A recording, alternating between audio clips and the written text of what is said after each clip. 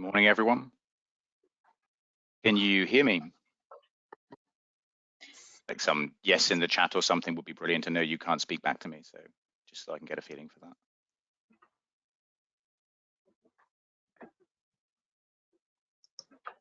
At least on our side, we can hear you, Gideon, but maybe because we are organizers.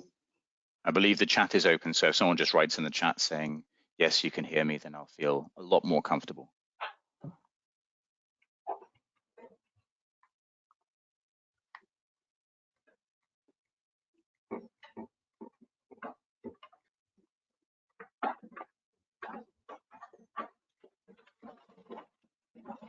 Can you?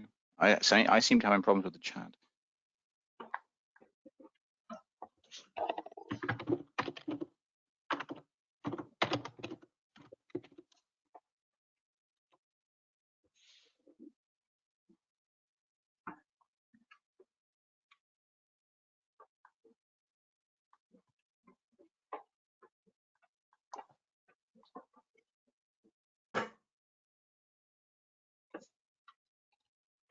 Okay, people are answering in the question box, in the Q&A box. That's why. Okay, great. They can hear you, Gideon.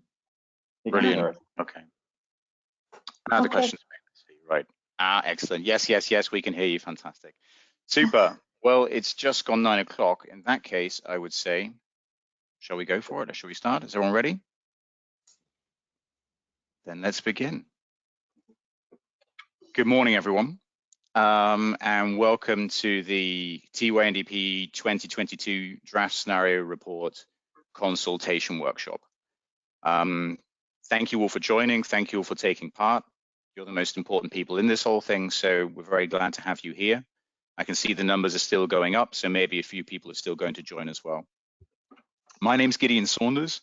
I work for Entsog, and I'm involved in the stakeholder engagement team here in the scenario building working group. And today I'll be your moderator. I'll be your MC for the next 3 hours as we go through the draft scenario report and we look at what we've done and where we're going. So this is a document which has taken 15 months to produce. The scenario building process is an iterative process and it takes almost 2 years in its entirety, and we're now 15 months into it. It's a process which began in the summer of 2020. We had a kickoff workshop, as some of you may have been there, back in July 2020, where we asked you some questions about how you wanted this scenario report to be developed and your views on those kind of things. And then from there, we began a series of activities, a series of processes which have led us to here. So we had consultations, workshops, storylines, final storylines. There's been a lot to get through. And so in the next 3 hours, we're going to unpack exactly what we've been doing and show you a little bit about how that led from there to here. So last autumn, we created the draft storyline report. And the storyline report was largely qualitative. It was more about the general views on how storylines for future scenarios should look. We created this document and then we consulted it. We had a 6-week consultation with you, the public. We got a lot of responses on that about your views on how those storylines should look. Based on those responses, we created the final storyline report, which came out in early 2021. And from those storylines, those relatively high-level qualitative messages, we've now gone away and created something with more numbers, a more quantitative approach, and we've created fully modeled scenarios. And those scenarios now are what we're presenting to you in the draft scenario report. And the draft scenario report came out now, I believe, 2 weeks ago. And it's open right now for consultation. It's a 6-week consultation period, which we'll be encouraging you to get involved in and to give us your feedback on, because that's why it's an important point to remember in all of this. We're talking here about the draft scenario report because the process isn't finished. The draft scenario report is the first iteration of the scenario report. And now we're going to take your feedback and your responses, and we're going to make changes, make amendments as necessary before we create a final scenario report, which should come out in the new year. Anybody who wants to get involved in the consultation, we've given you the opportunity to do that. You can go to Entsog or ENTSO-E's Twitter feed. You can go to their website, and there's links there to the consultation website. You can go straight into the chat function here in this workshop as well, and you'll see a link which has just been posted to the consultation as well. So feel free. It's free. It's open for everybody. The more information we get, the better. I think it bears saying again, when we've done these kind of workshops in the past, we did them usually in a big conference room or a ballroom or something in Brussels with food and networking and coffees and everyone together. And this process has been, of course, completely different. And it's a process where I'm presenting to you from my bedroom in Germany, and you've got my colleagues here who'll be presenting to you from their homes in France, in Brussels, and in the Netherlands, in other parts of Europe as well. And I think that's a testament to how, well, it's a testament to how technology is developed, that we can do that. It's also, I think, a testament to how people can adapt. And it's quite amazing to think that we've been able to develop so much and deliver so much, and we haven't even met each other. In the whole 15 months that we've been working on this project, I haven't met the people that are presenting with me today. We've done it all online, and that's quite an impressive feat, I think. I think it's also probably quite a good link to the scenario report generally, because when you think about continued technological development and also the ability of humans to adapt, those are, in my opinion, two of the key features which will determine the achievement of the EU climate goals. They're two key factors in how our energy system will develop up to 2050 and beyond. And so in many ways, the TUNDP scenario reports are about not just, but also about looking at things like that, about the technological development and how humans will adapt to the technologies available to them. So the scenario building team is a team of more than 40 people from organizations all across the EU. And in the next few hours, we're going to present to you the work that we've been doing. There are a few key goals that we have, just click forwards, which a few key things that we would like to achieve with you, the participants. First of all, we'd like to outline the scenario building process, where we are in that process. As I said, it's a process which goes on for a long period of time, over almost 2 years, and we're certainly not at the end of it now. The second point is we'd like to explain the development of the TUNDP 2022 scenario report, and we're not finished in that process yet. We'd like to present the scenarios which we've developed. We'd like to show their assumptions, we'd like to show their drivers, and we'd also like to particularly focus now on the results which are coming out of those scenarios. Because it's a stakeholder workshop, a crucial part of this is, of course, however, answering your questions and listening to your comments. So we'll definitely have opportunities throughout this workshop where you can interact with us and where you can ask us questions. More on that in a moment. And finally, we're going to provide you as stakeholders with additional information, more information, so that you can take part in the stakeholder consultation, which runs until the 18th of November. So I'd like to go to the agenda for today.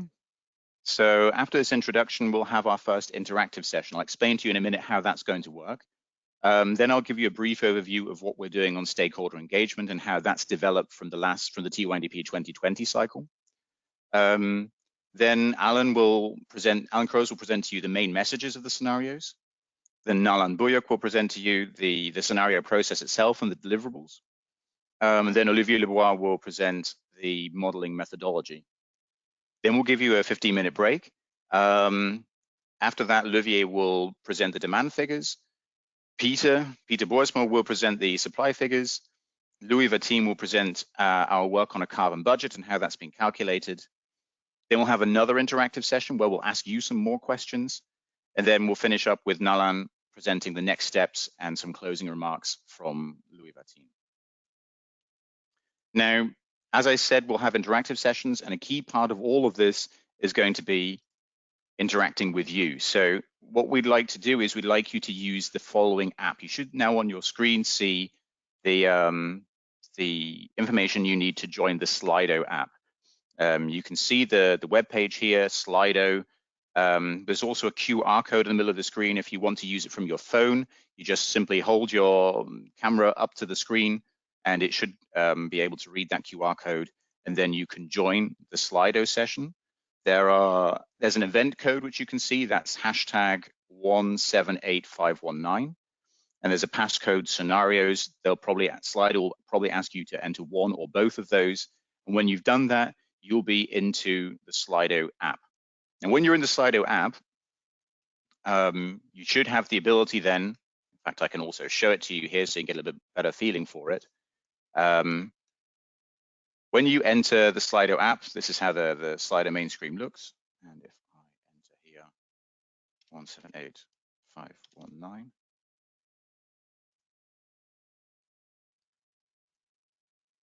Then I would enter my passcode here, my full name, and then you'll enter the main Slido screen where you can also enter your questions.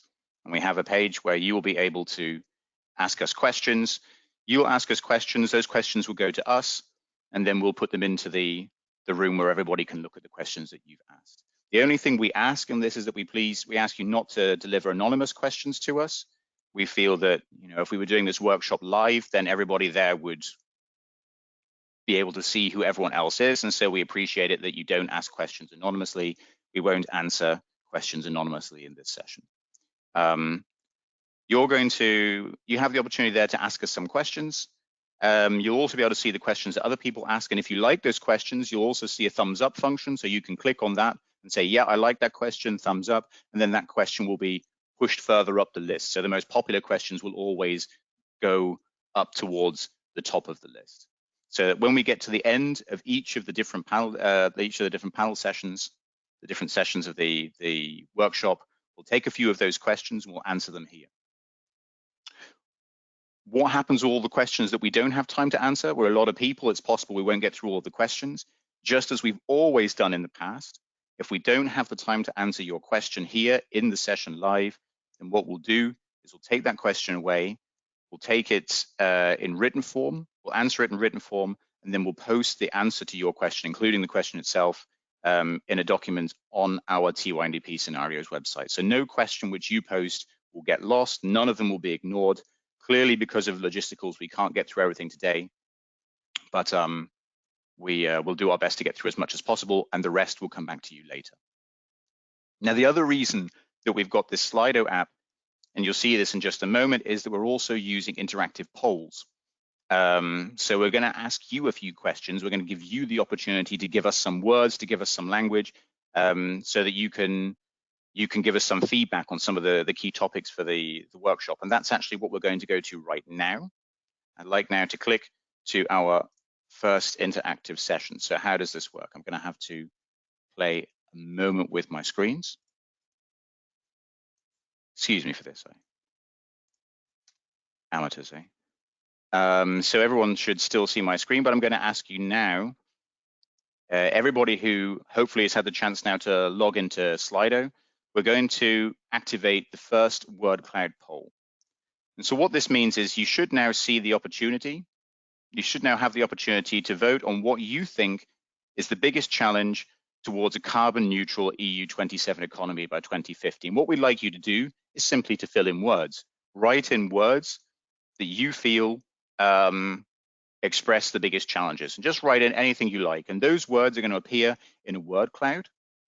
So if there's somebody there if you see a word there which you really agree with, or you see a word which you really like, then click on that. Otherwise, write your words in, and at the end, we're going to look back and we'll get some ideas on what it is that you think is posing the biggest challenge. So it's just like it's a little bit of a warm-up exercise, if you like.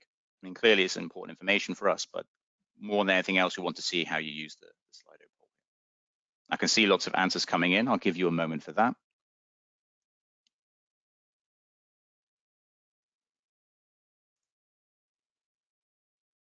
Yeah, lots of answers coming in, but you still have a moment, so feel free to add any extra words you like.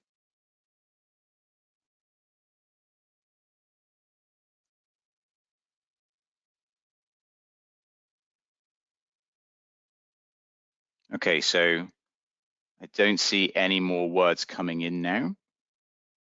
So I'll give you just a moment. I see one or two people there still adding 1 or 2 things.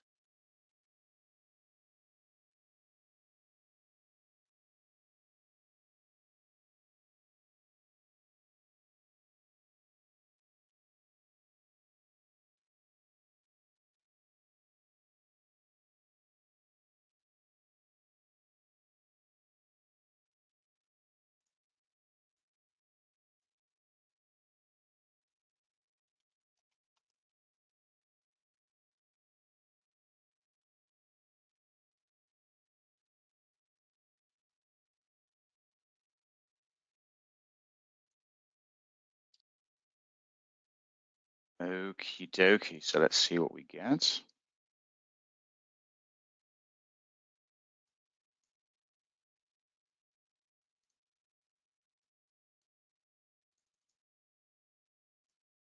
So the poll was just closed. And how do I show that to everybody on the screen? Nalan, could you give me a hand making sure I get this right on how to show it to everybody on the screen? Because I only see the internal workings of Slido.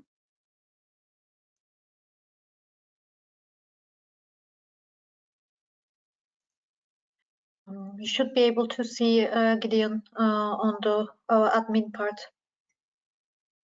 So can everyone see the answers now? Yeah. Okie dokie, then I can see the answers as well.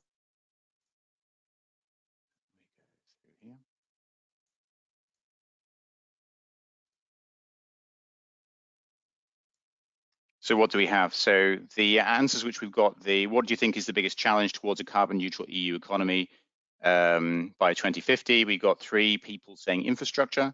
We got other people saying agreement. Electrification came as 2, building sector, system balance. And these are all things which got 2 different votes, or 2 different people saying it. Economy, heating.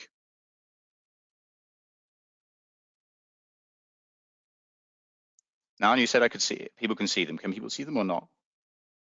I cannot No, yet see it on the screen, Gideon. So maybe you can replace the PowerPoint with the Slido app. Yeah. So we also have it in a recording. Yeah, okay, then I'll do it that way. Sure. I'm sure this is not exactly how we're meant to be doing it. I thought that I can do this. So 1 second. I X that, then we can see now the responses that we got. Everyone can see that now. Excuse me here. It's always fun using new bits of technology, hey? What do we say about technology improving and people adapting? I adapt a little bit slower than others, I guess. Building sector, infrastructure, system balance, renewables, transmission, investment, politics. Okay, quite a logical one as well. Hydrogen, Africa, time, transport. So there we've got a little bit of an overview of some of the different words which you think best express the challenge which we're facing, the biggest challenge. I'm going to take that one away now. We're going to give you one more interactive poll before we then move on to the next part of the session. So, and the next poll is, which results from the scenarios are you most interested in? So quite simply here, we're interested to know, what is it that you came here for today? I mean, what did you want to know more about? What kind of results from these scenarios are the most interesting things for you to find out? Are you interested in knowing about some of the results we created for demand on the demand side? What is it? Different energy carriers? Which results are most interesting for you? You can see the answers are flowing on that one as well.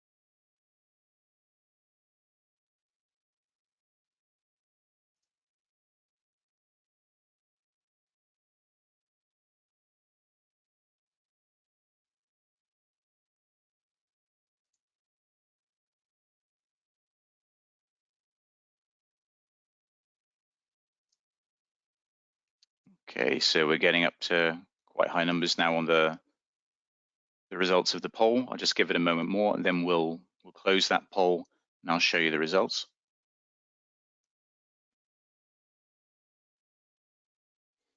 Incidentally, as well, for those people who are like me, getting used to the Slido app, if you look at the audience Q&A, you'll see that Anthony has posted the first question of what interests him. I guess he probably couldn't fit the characters into this word cloud poll. But there you can see how the Q&A function works. You can already see the question there. If you like Anthony's question, then you can give it a thumbs up, and that thumbs up will help questions like that to rise to the top of the list of questions. But okay, we're focusing right now on the live poll. I'm going to close that now, and I'll show you the results that we have received.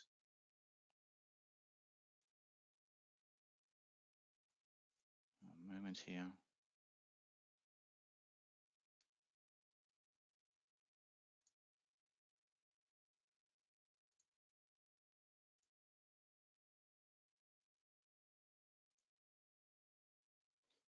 So let me show you again the results that we've received. What do we have? So the biggest results, the results which most people were interested in seeing from the scenarios related to hydrogen, related to demand. Less than that, we also had, well, a massive range of things. We even had an everything, which fair enough, that's fine with me too. Prices, generation by type also received a lot of interest too. Install capacity, then a range of smaller things. I mean, you can have a look at them there yourself. Everything from is net 50, 2050 credible, capacity balance. So a pretty wide range of different results there. Okay, thank you very much for that. We'll run a similar session to this at the end of our workshop today. We'll ask you a couple of different questions. But right now, let's then go on with the workshop itself. And the next topic is my topic, stakeholder engagement. So stakeholder engagement, this whole scenario building process is an iterative process. The scenario reports are developed every 2 years, more or less, and those scenario reports build on the reports which came before that. We try to learn from what we did in the reports before that and try to continue to improve on what we did in the reports before that. So at the start of this cycle, we asked ourselves, which core values we really wanted to make sure we focused on, if you like, in this cycle. What things would be important for us to achieve when we look at stakeholder engagement. And we came up with 3 topics in particular. The first was transparency, and we defined this internally in our team with the thought that you as the stakeholders should be able to understand what we're doing. And we recognize it's an extremely complicated process. Developing scenarios is always a complicated process. Some people have experience of doing that and they can relatively quickly tap into the process, understand where the process is going, but there are other people who clearly don't have that background knowledge, and it's important that the scenarios are something which is understandable to as many people as possible. So the key for us is transparency, is to make sure that as much information is presented in the most accessible possible way so that everyone can actually understand what's going on, so that it doesn't become a black box. The next point for us was inclusiveness. The reason we call it stakeholder engagement is because we want to engage with you. We don't want to just give you information and then go away again. We want to hear from you. We want your opinions on how this works. We want your feedback, and we need to take that into account. So stakeholders should have the chance to get involved in the scenario building process in a meaningful way. And the final point is the efficiency. And the efficiency, if you like, is something which actually reflects almost the other way in this process, because we're trying to create scenarios which reflect the energy situation, the energy system of the EU today, but also a possible energy system in the future. And we all have our own opinions on how that should look, but the most efficient way to develop scenarios like that is to get the best possible, the most recent, the most up-to-date information that we can get from the people who have that information. And that's not going to be us in every case. And that's why it's important. If we want to create an efficient scenario building process, we need to ensure that the methodologies that we use and the assumptions that we make are relevant and that they're road tested by people who have knowledge in different areas. So we're not just working on our own ideas, but also we're sharing those ideas, challenging those ideas with others as well. So when we looked at the stakeholder engagement process, we'd set ourselves then some goals for things that we wanted to do in this process. And the first one was stakeholder engagement should start on day one. We didn't want people to feel that there'd been decisions already being made before stakeholders were involved in the process. And that's why when we had the kickoff event right at the beginning of this process in July last year, we were already asking you for your opinions on key issues related to the development of the storylines. And since then, throughout the process, we've tried to give you as many opportunities as possible to get involved, as many opportunities as possible to give us your thoughts. For example, this is the second 6-week public consultation where you have the opportunity to give your answers. In the first one last year on the storylines, we had 26 responses. Let's see, hopefully we can get even more this time. We've had, as far as I'm counting up until today, 4 public webinars, workshops where we presented different parts of the process, different features. So far, we've received 86 questions from stakeholders via these workshops, and those questions have all been answered and displayed on our website. As I said, we've been trying to get the most up-to-date information, so we've also had meetings bilaterally with different organizations from industry, NGOs, academia, with the Commission, with ACER. We've had 37 meetings in total with external organizations, and each one of those meetings is listed in a bilateral meeting log, which is also available on our scenarios website, so you can see exactly who we talk to, when we talk to them, and what we talk to them about. And we aren't done yet. That's the thing. The stakeholder engagement started on day one, but it continues after today as well. So the consultation is still open. It will be open, and I'll say this lots of times today, until the 18th of November for you to tell us what you think. So we also said that a key focus point should be the input on key parameters. There was a feeling, which we got from the feedback in the last cycle, that stakeholders didn't feel as though they were really inputting on core elements of the scenarios, that we weren't allowing them really into the heart of the process. And so that's something we wanted to rectify this time, and I think we have done that.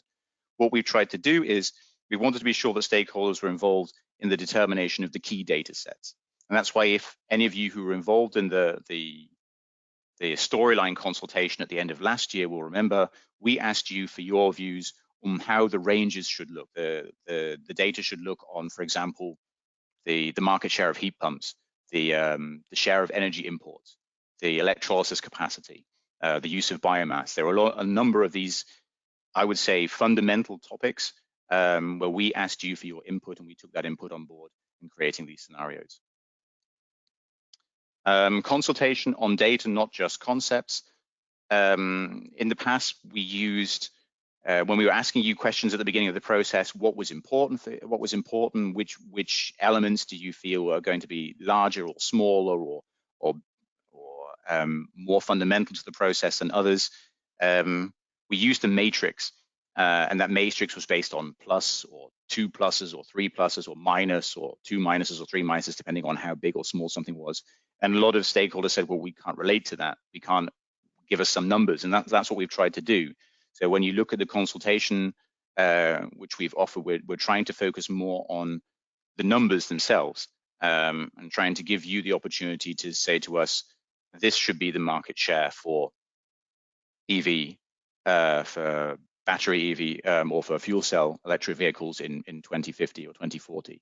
This should be the market share for hybrid heat pumps. And we're giving you the opportunity to put different figures into this and not just concepts. And finally is the documentation. This is something which I think we have to do. It goes beyond what we'd like to do. It really is absolutely fundamental to the process. If we want to create scenarios with this much information, then we have to give you the opportunity to look at that information. And that's why we make sure that all of the feedback you give us is available, but also all of the data which we're using for these results, which we're using these scenarios, and the results that we get from them are also available on our website and also in the report for you to see yourselves. So far, we've published all of the questions that we've received. We've published all of the stakeholder feedback, with the exception of ACER. ACER delivers their own feedback report, and they asked us not to share that, so we don't share that. But everything else which we get, we've been sharing with the general public, and we'll continue to do that. As I said at the top, this is an iterative process. So the responses that you give today and the questions that you ask and your responses to the public consultation will be used. They'll be used to refine these scenarios that we're looking at today, and they'll also be used to improve our methods and our processes, for example, also in the next cycle of the TYNDP scenario report, which will start next year.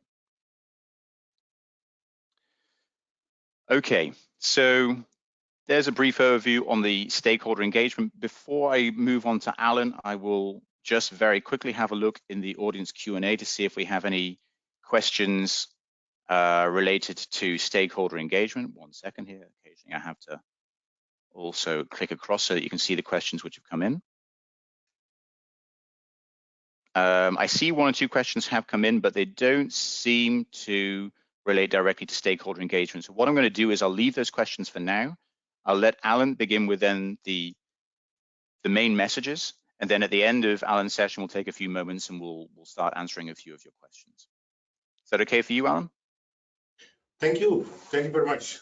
Before we go to the main messages, I would like to also, let's say, from my role as a steering group member, to let's say, be on one side indeed amazed that I'm talking to approximately 150 people without seeing them, so that's an experience in itself, but to also express, let's say, the proudness from the steering group towards the working group itself, what they have achieved. I mean, Gideon already mentioned how much we interacted, but that didn't explain yet what has been done in the back office, doing a lot of things. So I would like to iterate that a lot has been done, and I think many improvements have been picked up and done. And like Gideon mentioned, these were definitely possible with your help. So let's keep this stakeholder interaction alive and kicking, because that's what helps us going forward. And certainly, let's say, there is still room for improvement. I mean, that's always. So we still see definitely also from our side improvements that can be made. But I think we can also be proud of what has been achieved at this moment, which is already a huge step forward compared to the last one. So I would like to share with you at least the main messages that we got out of this first, let's say, this draft report. I want to share them with you. So if we can go to the slide, then that helps. And I think it also related to one of the questions in, let's say, the interaction with Slido. Can net zero be achieved? Yes, we have seen that net zero can be achieved by 2050, and also securing security of supply. So this is something, it's feasible, it's possible, but it's not going to be easy. So the other part that definitely is needed is an energy efficiency is a key part to achieve this. We also need quite a lot of renewable energy and development of those to make it happen. It will not come by itself. If we want to do it in the right way, sector integration definitely is something that we need to pick up and go forward with. So it's not like we can do it by ourselves. We will need the interaction between the different sectors, whether it's like today, ENTSO-E and ENTSO-G are presenting this together, but it also includes the heat sector, it includes the industry, it includes, let's say, all the parties in the energy to pick up their task and to bring in their, let's say, possibilities and opportunities to make it happen together. What we also definitely saw is if we want to go to a decarbonized system, we need, let's say, something that replaces the current use of fossil fuels. And that's where, let's say, hydrogen is being considered as a game changer, both for the gas and electricity system. The interaction between those two, looking at, for example, the seasonal storage, is key with hydrogen. So looking at this has also been shown in this scenario report. And last of all, of course, there are a lot of assumptions in the technology. There are a lot of assumptions in the magnitude, in the possibilities, but innovation to make that happen is also something that we should not forget. It's not for sale yet, so we need to pick up things and go forward.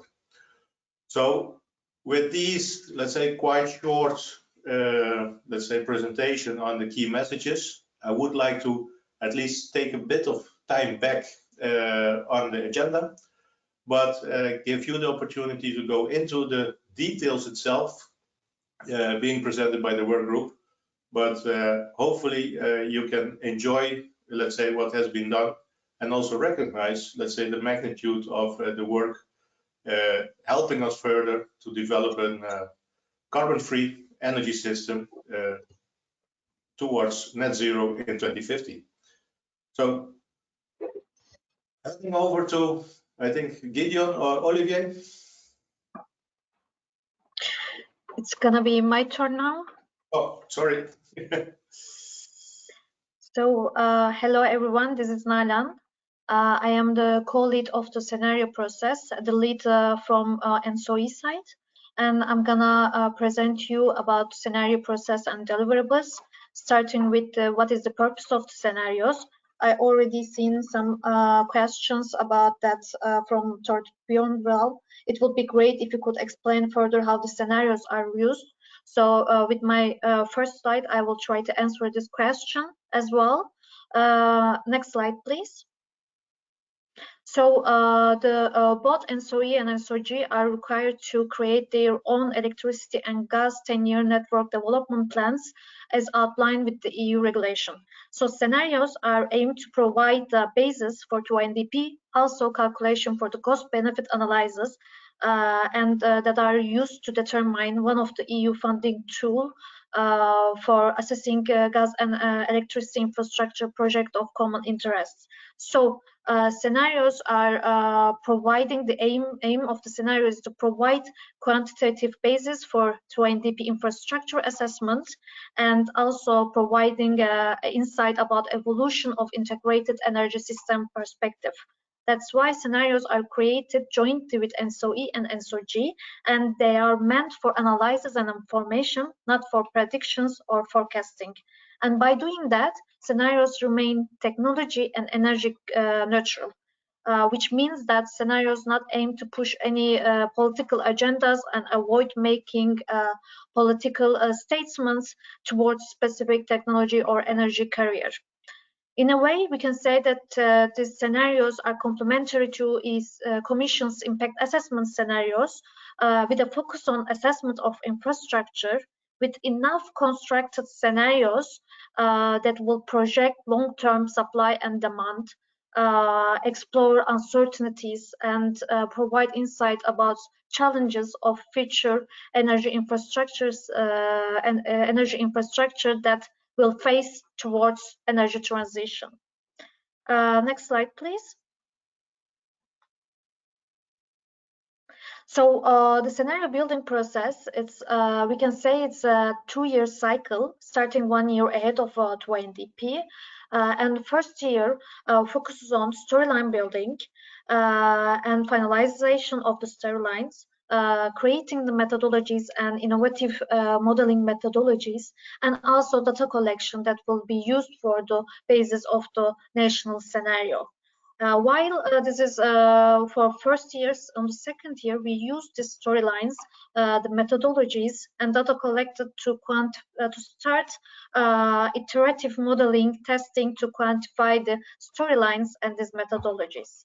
Right now, we are on the draft report consultation and workshop part, because we first consult you, the stakeholders, to results before update the modeling and preparing the final version that will be submitted to the ESER opinion and after finalization of the report. I said as a cycle because as you can see at the moment, when we finalized one cycle of the scenarios, we start directly to kick off the new part by lessons learned from the last cycle, based on your feedbacks and based on the lessons learned throughout the process. And throughout the process, we also aim with addition to these extensive public consultations and workshops, also bilateral exchanges to gain the expertise to interact and engage with the stakeholders better, that will create the added value to our report. On the next slide, I will talk about the 3 scenarios of the Tyndp 2022. So we have one national policy scenario, which is national trends, reflects directly the most recent EU member states' national energy and climate policies and strategies. And it goes up to 2040, because for most of the member states, this available data was only up to 2040. And addition to that, we have 2 European policies, which are distributed energy and global ambition. They are in line with COP21 and Green Deal targets, and that's why we say also COP21 scenarios when we are talking about distributed energy and global ambition. So altogether, these 3 scenarios are designed to explore different pathways. So to capture enough, differentiate enough to capture these different pathways to cover uncertainty in the possible use of energy infrastructure. At the end, we will aim that the future will lie between these 2 constructed scenarios. So we used identified scenario drivers to differentiate these scenarios, and in my upcoming slide, I will talk about these scenario drivers. Next slides, please. So a bit of insight about the storylines for the COP21 scenarios. As Gideon said as well, the storylines are product of extensive stakeholder engagement and a public consultation. They already are available as a final version in the website that is published in April 2020. I will aim to remind you what are the storylines for how we differentiate these 2 top-down scenarios that will help you to, when my colleagues will present later on the results, help you to have a better understanding how we differentiated these top-down scenarios. The first driver is green transition. It is a political driver. And saying that the both COP21 scenarios should achieve at least 55 reduction in 2030 and climate neutrality by 2050. The driving force of energy transition. So it is an important element that how the transition initiated. So societal decisions and initiatives will make an impact on the future, because it will affect the level of centralization and energy autonomy, and at the end it will affect the infrastructure needs. So with distributed energy, the transition is initiated local, national level, and it aims EU energy autonomy through maximization of the renewables and also smart sector integration. Where in global ambition, this transition initiated in European international level and high EU REST development supplemented with the low carbon energy and also imports.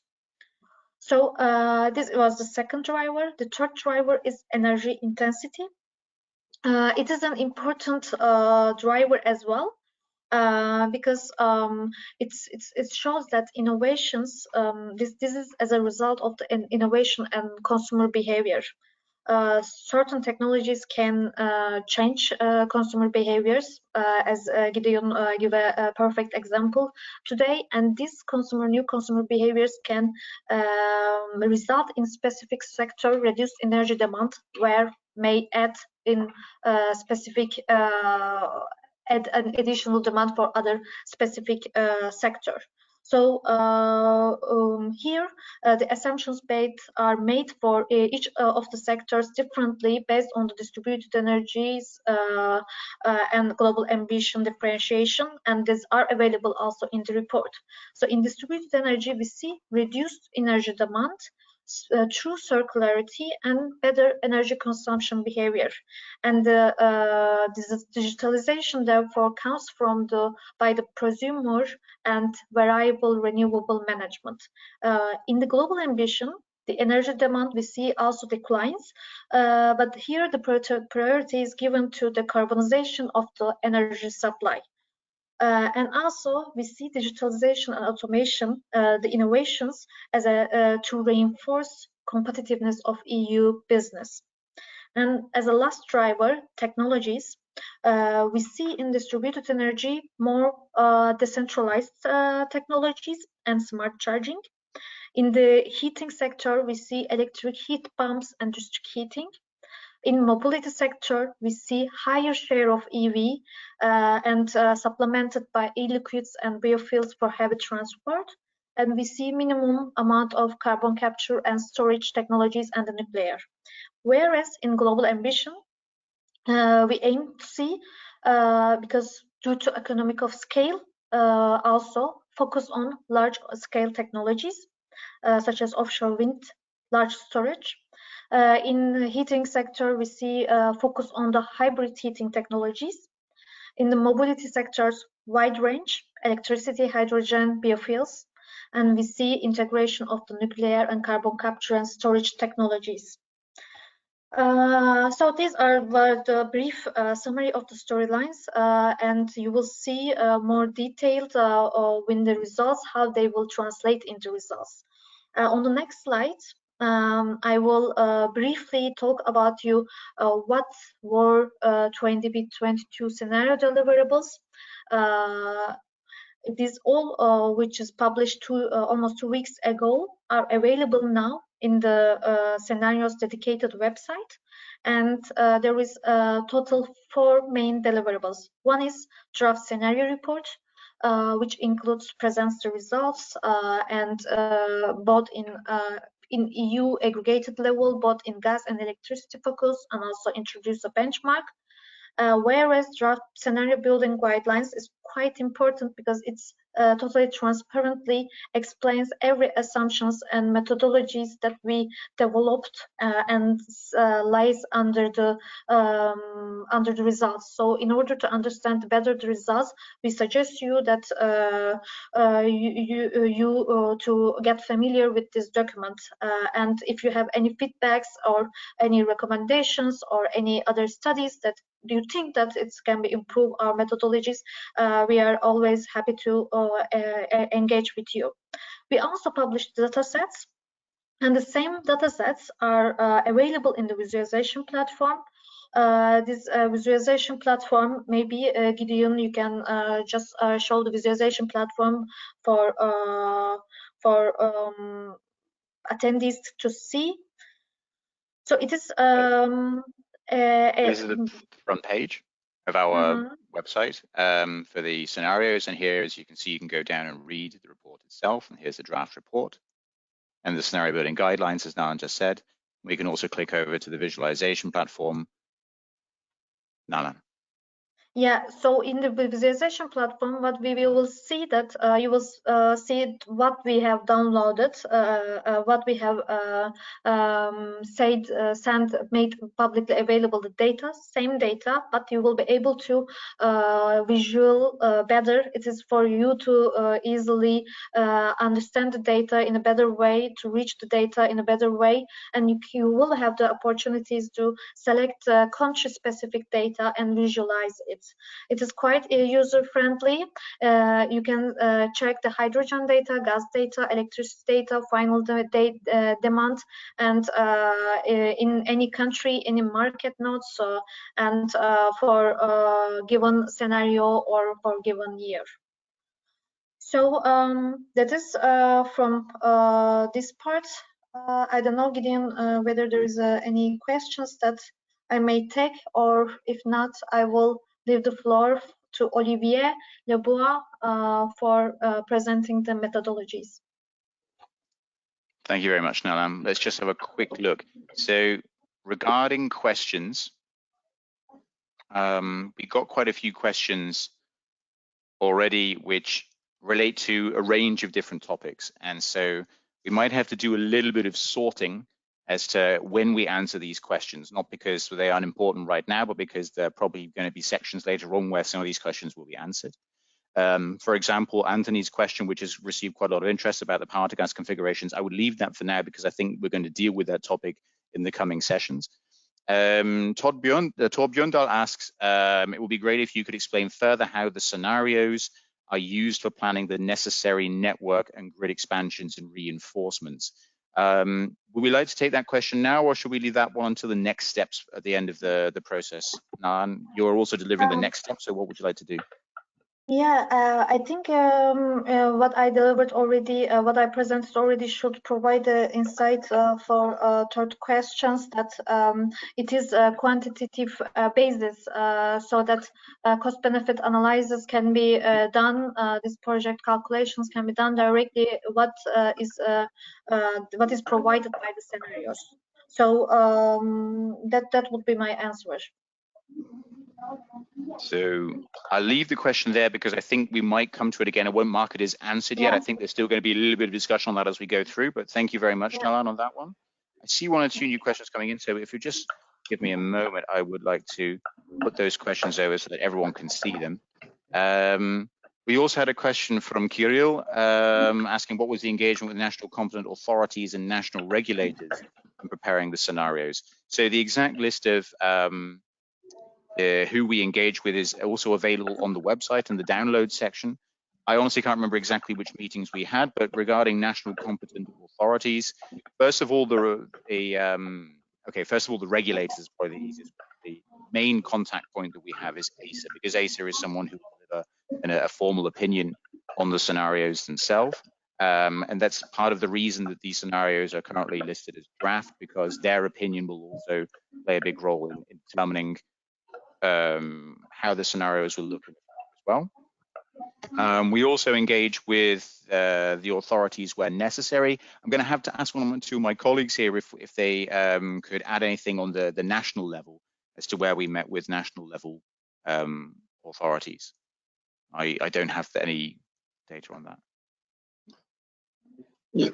So, good morning, everyone.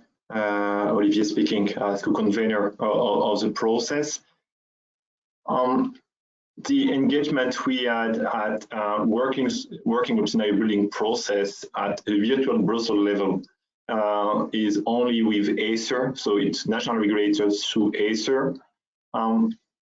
At the same time, part of the scenario report is national trend scenario, which is based on national strategies and policies, which have been consulted at national level. So there is an indirect consultation of national authorities for these scenarios.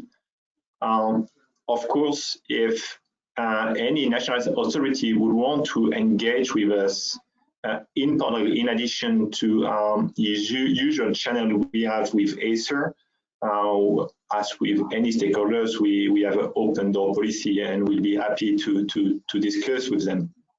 At this stage, we only had discussion with ACER.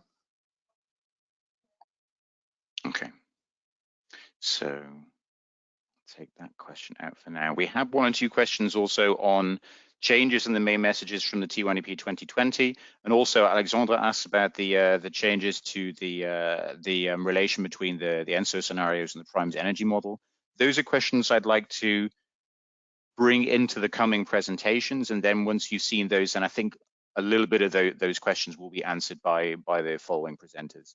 So without any further ado, I'd now like to go over to Olivier, who'll talk about the modeling methodology.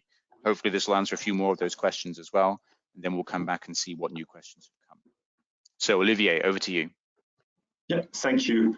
I will present you the modeling methodology. Modeling is a wide word capturing the different steps of the process, and not only the infrastructure modeling. It's how we model demand, how we model supply, how we build our scenarios. So please, if we can move to the next slide. So the main improvement compared to the previous edition is because of sector coupling being more and more important, we had to further improve our stakeholder engagement process wider by considering new sectors and also more result oriented, because the time frame we have to build the scenarios is the same. It's 2 years. all in all from one edition to the other. It's very short because factoring sector coupling into the scenarios is complex in the sense that we used to model just the electricity on one side, just the gas on one side, and we've merged, we had a joint approach. Now hydrogen is separated from methane, being we have two approaches. Then there is mobility, there is heat sectors, and every time it's fully understandable that stakeholders want us to, and also as we want to capture as efficiently as possible the specific dynamic of this sector and the interaction. So it always makes things more complex, and we need to get knowledge on these sectors to find the most efficient way in a gradual improvement process from one edition to the other.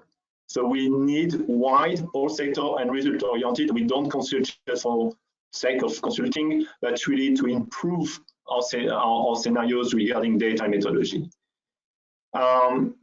Innovative modeling,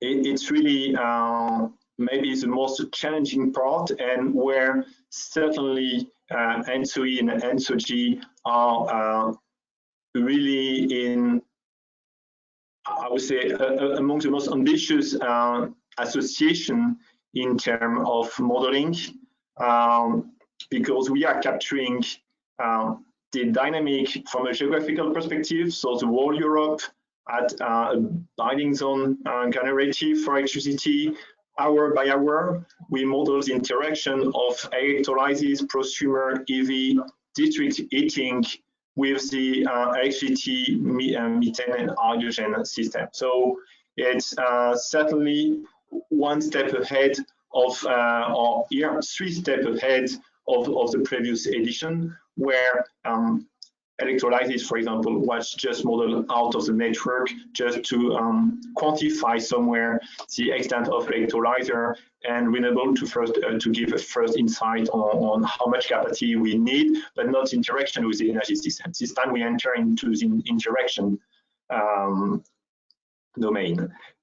And also it's a claim coming from Acer, but also stakeholders of considering what is the impact of global warming on energy demand, being on a yearly basis, but also on the profile within the year. So ENTSO-E is building a new climatic database. We have integrate one. In the future, we'll have even better one, better capturing global warming. This intimate one we have compared to previous edition is already used as a national trend scenario, and it will be factored in the updated version of the COP21 scenarios to be published later this winter. So that the main improvement, it's many things just with 3 headlines. If we can move to the next slide, please. So on the first bullet point was about the engagement process. So we use intensively bilateral talks to adapt our methodology and data sets in order to better capture many aspects of the energy system. It could be energy carriers, could be local network operators, both FC and gas distributors, but also district heating, the generation technologies, so mostly wind and solar. And of course, we invite all parties to join this technical partnership approach. So we don't want to limit ourselves. It's just at association level, it's often the first approach is to contact, to enter in touch with a fellow association rather than individual companies.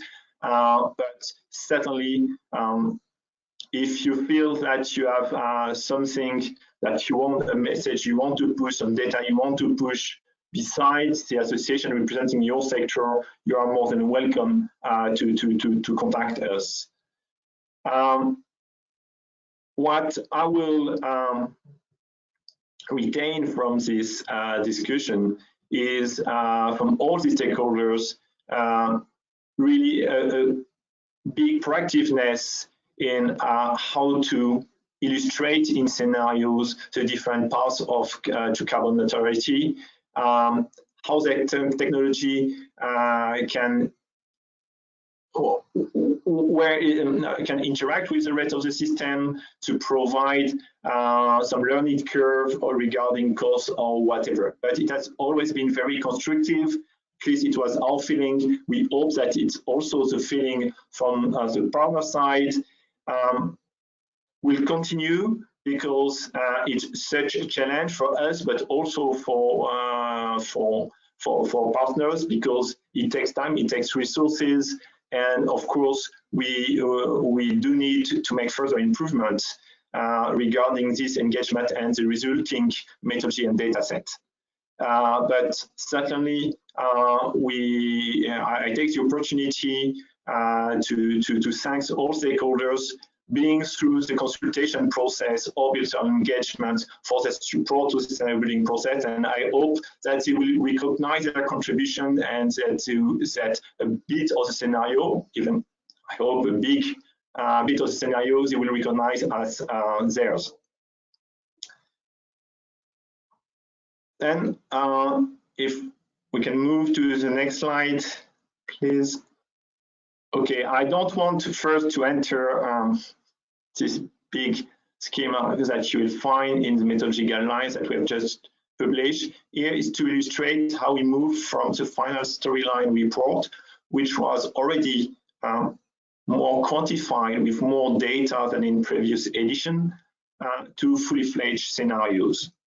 So it's a process which is starting by building a vision by energy carrier and by a sector of the energy demand, and then it's taking the electricity and hydrogen part to build a model of the electricity and hydrogen system using from the storyline also some technology ranges. And at the end, we merge everything in order to give a wide and accurate picture of our scenarios and metrics like CO2 emission and the CCS, cost of energies, or electricity marginal cost of electricity. I think that clearly maybe the two biggest steps are the ambition tool, where the demand is defined by energy carriers and sectors, and the expansion of the electricity and hydrogen infrastructure. That's certainly the two big parts. You can find all the detail in the methodology report. If you have questions, of course, do not hesitate to contact us, that we can dive deeper in some specific parts. I've seen one of the questions was about how we've split hydrogen demand among the 4 configurations. So you'll find in the report matrix. So it's a decision ex ante. We have from the ambition tool, we have the hydrogen demand. Depending on the time horizon and depending on the scenario, we split it between the 4 configurations. I just take the example of the hydrogen of an hydrogen system. European system does not something starting fully fledged in 2030. So it's the share of this configuration will increase over the time horizon when out of the network configuration, their share will decrease, but nevertheless they will subsist at the end, because it may happen that the hydrogen network will not cover the same areas as the methane network or the electricity network, for example. I think that we can move to the next slide, please. So this is the overall topology. In previous edition, we had just the middle box, which is the electricity market. We had one node by binding zone, and due to sector coupling, or thanks to sector coupling, we have expanded this topology on the left-hand side with modeling of prosumers, residential industry prosumers, and electrical vehicle, including vehicle-to-grid. And on the right-hand side, full configuration of power-to-gas and an hydrogen system. So it's that's been a very ambitious expansion of our modeling topology, and you can see all the orange boxes. They identify what are investment candidates. So you see that not only there is a wide range of investment candidates, of course we have PV, wind, batteries, but also some flexible generation for balancing, but also this different technology can be developed at specific location where the costs may change and where their impact on the system will differ. So it's very ambitious.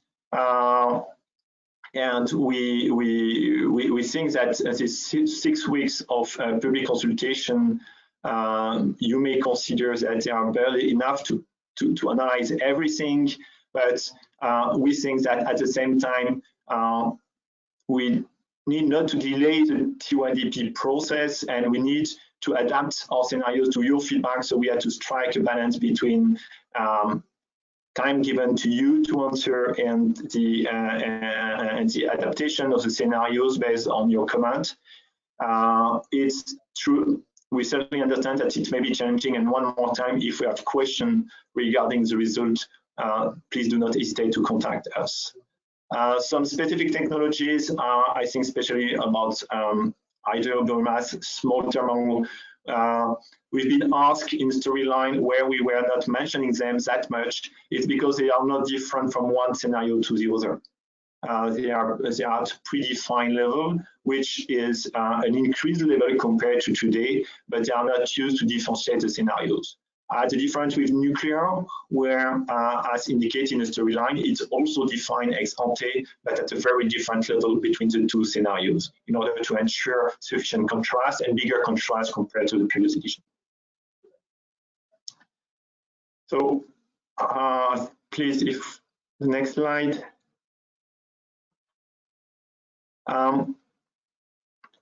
District heating, this is completely new for us. So it's a first step to capture the dynamics of this sector. So district heating, one of the value is certainly to combine local energy sources, could be geothermal, biomass, with electricity and gas grids, meaning connecting them some local area to the rest of Europe and other local areas somewhere else in Europe. And this combination offers the opportunity of a smart design and management of heat pumps compared to heat pump connected to individual heat pump in household. You can see here on the graph in blue, that will be the profile, an example of a profile of a district heating heat pump compared to a household equivalent. And in the area being the energy provided by the heat pump is the same between both, but you can see that you can decrease the capacity of the heat pump, and this is of value given that it's rather capital intensive technology. At the same time, you ensure higher load factors. It's because it works in combination with other sources like thermal storage or boilers at very cold temperature. So here the optimization we did is not a full interaction with stream model, where, for example, in case it's mild temperature but there is no wind and it will have some value to switch off district heating heat pump, then they will switch off. Here it's a first step where we consider temperature related optimization. Of course, something that further optimization is something that we'll pursue in the future, and of course working with the sector. But already it ensures that the input data we are entering into the electricity load that we are entering as an input data in the model is already capturing part of the potential of optimization of district heating. And I think that's it on the, I think it was the last slide regarding the modeling methodology. Yeah. So before the break, if there's any new question. Well, there are questions. Olivier, you've attracted attention, so there are a few questions definitely coming in now. One moment just to add the latest one. So first of all, the question which has received the most likes so far, I think also fits into your session. Interested to learn more about power to gas configurations. How did you determine the split between the grid and the res-based electrolysis? Would you want to go into that a little bit more now, or do you want to leave that question to later, Olivier, first? When you talked about it a little bit through the last slides, I wasn't sure if you wanted to focus specifically on this point a little bit more. I don't know if we'll bring further insight in the rest of the presentation. In the report, there is a split characterizer capacity between the different configuration. Certainly, we see the off-grid being predominant at the big on the short term, big in 2030, and to at what we off-grid. First thing is, when we say off-grid, is from which grid we are speaking about, because electrolyzer may be connected both to the electricity grid upstream or a gas grid downstream. If we speak about electricity grids, most of the electrolyzer are connected to the electricity grid. It may be in combination with local res, but the electricity grid is here to provide supply the electrolyzer when there is no wind or not enough wind or sun, or also to take electricity when electricity has a higher price. So I would say that most of the configuration in this report are connected to the electricity grid. To a hydrogen grid, this is rather configuration 4, and this will increase over the time. But it's storyline dependent. There is no optimization of this split. Okay. Okay, then the next question, we're running a little bit behind, but there are 1 or 2 really good questions. I'd like to give them to you now, Olivier. Then everyone will have to wait just a moment for the break. We had a question from Elizabeth. Elizabeth C. She says, will the electricity demand time series, that's the hourly data, of the 2022 draft scenarios be released as it was for the 2020 TYNDP?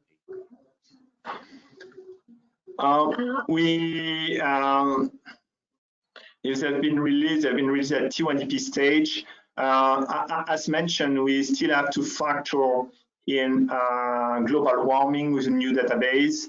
That's certainly a point that we'll consider. I cannot give you an answer in advance, but at least I fully understand the interest it may have for stakeholders. So not for the draft report, we'll see. And of course, if it is something coming back a lot in the public consultation, certainly we'll have to do something. Yes, maybe I can give any more insights about that as well. That yeah, we published these hourly data profiles for 2020 version, and we aim to publish it with the final updated version of the report. Currently, as Olivier said as well, and as we mentioned also in the building guidelines, we are updating these profiles based on the new climatic database. And these versions are aimed to be published as well while we are launching the final report. Super. Okay, thanks, Nalan. That's again a key to bring back to that message that this is the draft scenario report, and the final scenario report won't be released until next year, and that will be also based on amendments that we make due to stakeholder feedback that we're getting from the consultation. So yeah, some things may not arrive until the final scenario report. Just one more question, just because it's a nice one. It fits in really nicely with your topic, Olivier. Arnold Weiss asks, the overall modeling topology, which we showed on slide 22, I'll go back to that in a moment, does not include transmission networks. Will we see competition between hydrogen and power transmission infrastructure? You touched on this a little bit with what we said with the split with the grids, but maybe you could go into this question. Yeah. In the scenario building process, among the candidates, there are power lines and hydrogen grids interconnection being retrofit of existing methane pipeline or newly built hydrogen pipeline. So there is optimization of moving energy as electricity or as hydrogen. Usually it's not really a competition between hydrogen and electricity because this is defined by the final demand of electricity and hydrogen. It's more that is it better to produce hydrogen in the producing electricity country and moving it as hydrogen, or rather moving it as long as possible as electricity. This is certainly and this is handled by the optimization. But the scenario goal is to provide both demand and a location of generation. The investment in interconnection are just an enabler of this optimization of the supply mix. So it does not pretend at all to say where investment will be necessary. It's really to have a smart location of renewable, especially. Yeah, that's so there is competition, but I would say this is not it's not competition in between energies. It's rather a factor of optimization.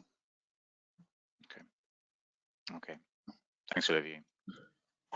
Then we're running a little bit behind, so I'd say we'll stop the questions at that point for now, and we'll take a break. Before we get to that, just one thing which I'd like to make absolutely clear again. There are questions here which we haven't answered.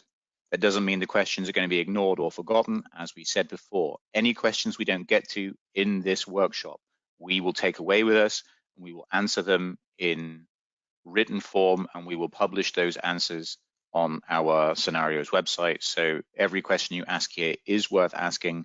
Please feel free to put the questions in there, and we will get to them as soon as possible. But otherwise, I would say most important energy carrier in the European Union is definitely coffee. And so now it's the coffee break. So we're going to squeeze it just a little bit since we're running behind already. Let's come back at 10:30. And when we come back at 10:30, Olivier will then continue with the next session. So speak to you all then.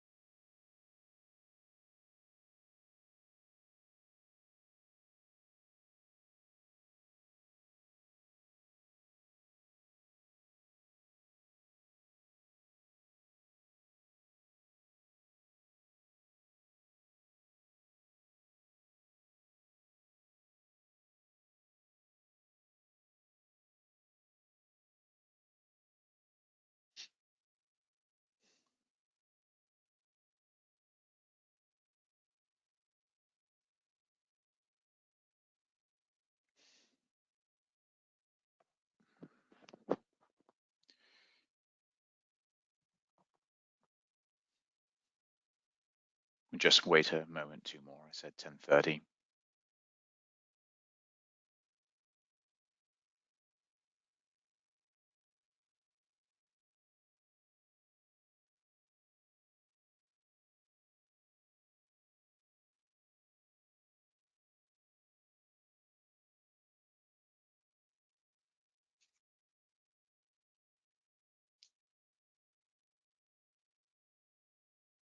Okay, then my device is I'm getting 10:30 is the time, so let's get back into it.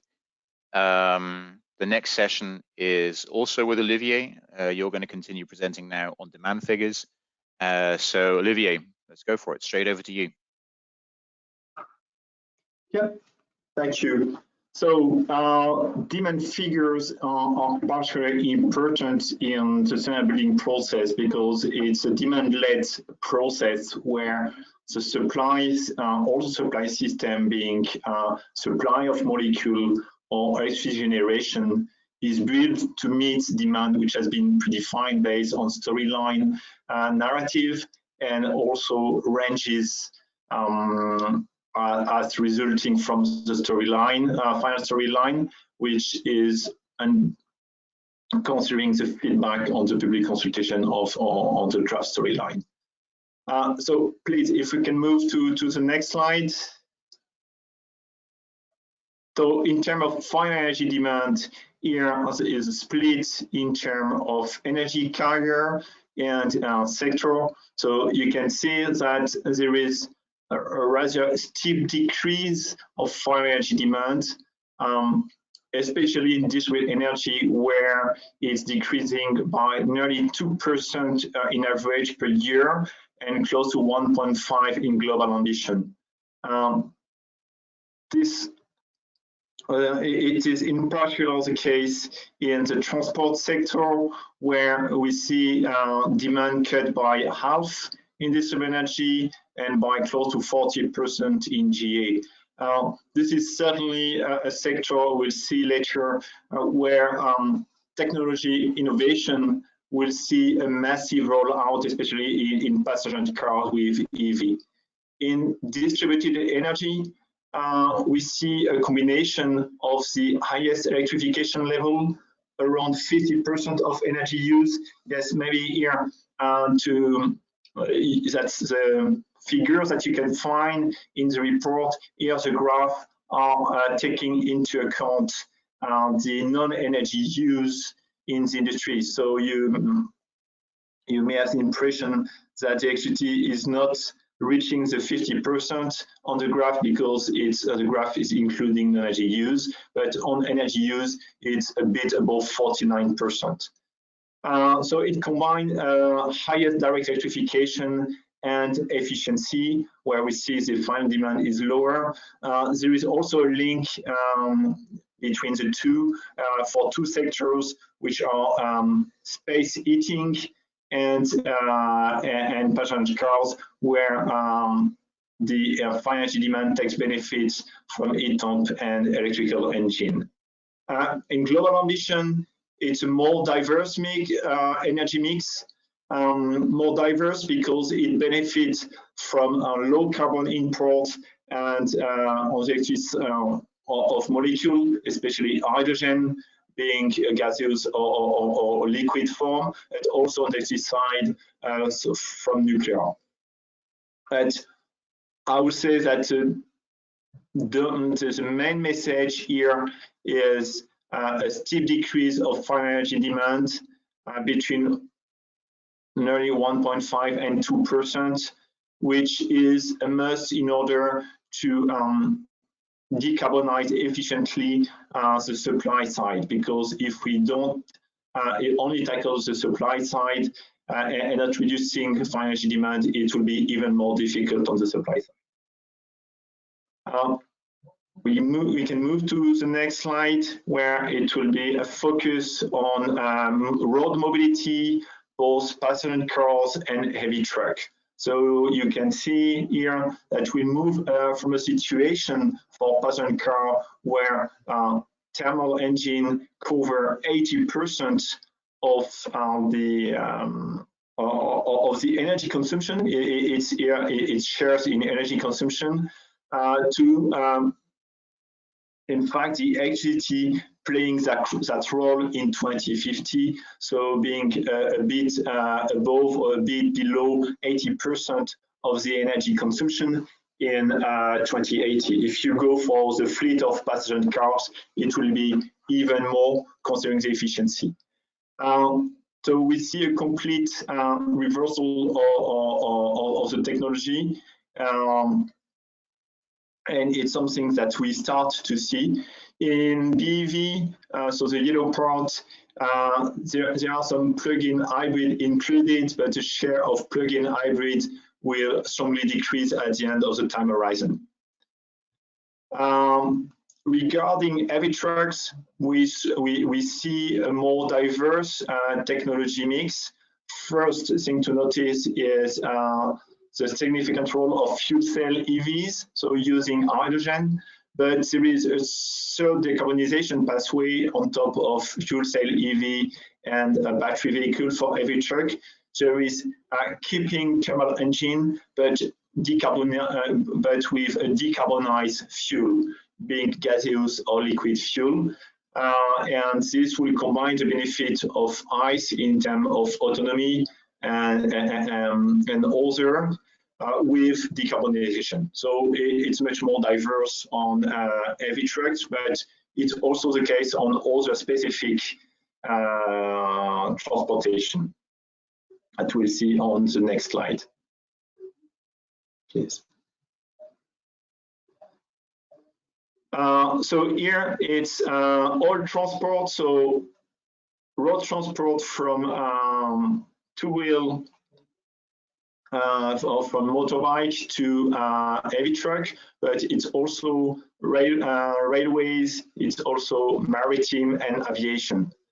So here, of course, the picture is much more diverse, and we see also, so we see a larger place for other energy carrier on top of electricity with hydrogen, methane, and liquid. In 2050, they will all have to be decarbonized. And we think it's very important to have this wider perspective of transport, because when the climatic ambition of Europe and the world was reaching, decreasing by 80%, the GHG emission, it was not always necessary in scenarios to decarbonize maritime and aviation, for example. When you move to carbon neutrality in 2050, first thing you have to do is to consider them, to take them into account in your carbon budget. And also, you could say that you don't care, you use negative emission, CCS or LULUF or whatever to compensate. But if in one sector you authorize yourself to continue to use fossil fuel, then of course you put much more pressure on the decarbonization of other sectors. So the logic behind the scenarios is to go for a decarbonization of all sectors, because we know it's challenging, it may delay in some sectors, but at least activating all possible ways or all possible sectors in the effort will increase the chance to reach carbon neutrality. So what we see in the specific mobility, road mobility, heavy road mobility, shipping and aviation, we have a wide range of technology, which are either technology at the vehicle side, new technology of engine, but also on the fuel side.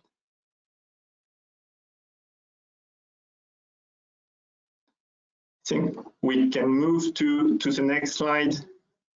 So here, electricity demand. So we see an increase of electricity demand, which is mirroring the decrease of finite energy demand. So it's exactly the same figure with a plus instead of a minus. So finite energy demand is decreasing by 1.4% in global ambition, and electricity demand increased by 1.4%. And we have something with steeper increase in industrial energy, which means that there is a fast electrification, direct electrification of the energy mix. On top of this fire electricity demand on a yearly basis, there is also an evolution of the peak electricity demand, which go even a bit faster, like 57% on the time horizon. It's plus 57% for the fire electricity demand against versus plus 51% for the yearly demand for this energy. And we find something similar, but maybe with a bigger difference for global ambition.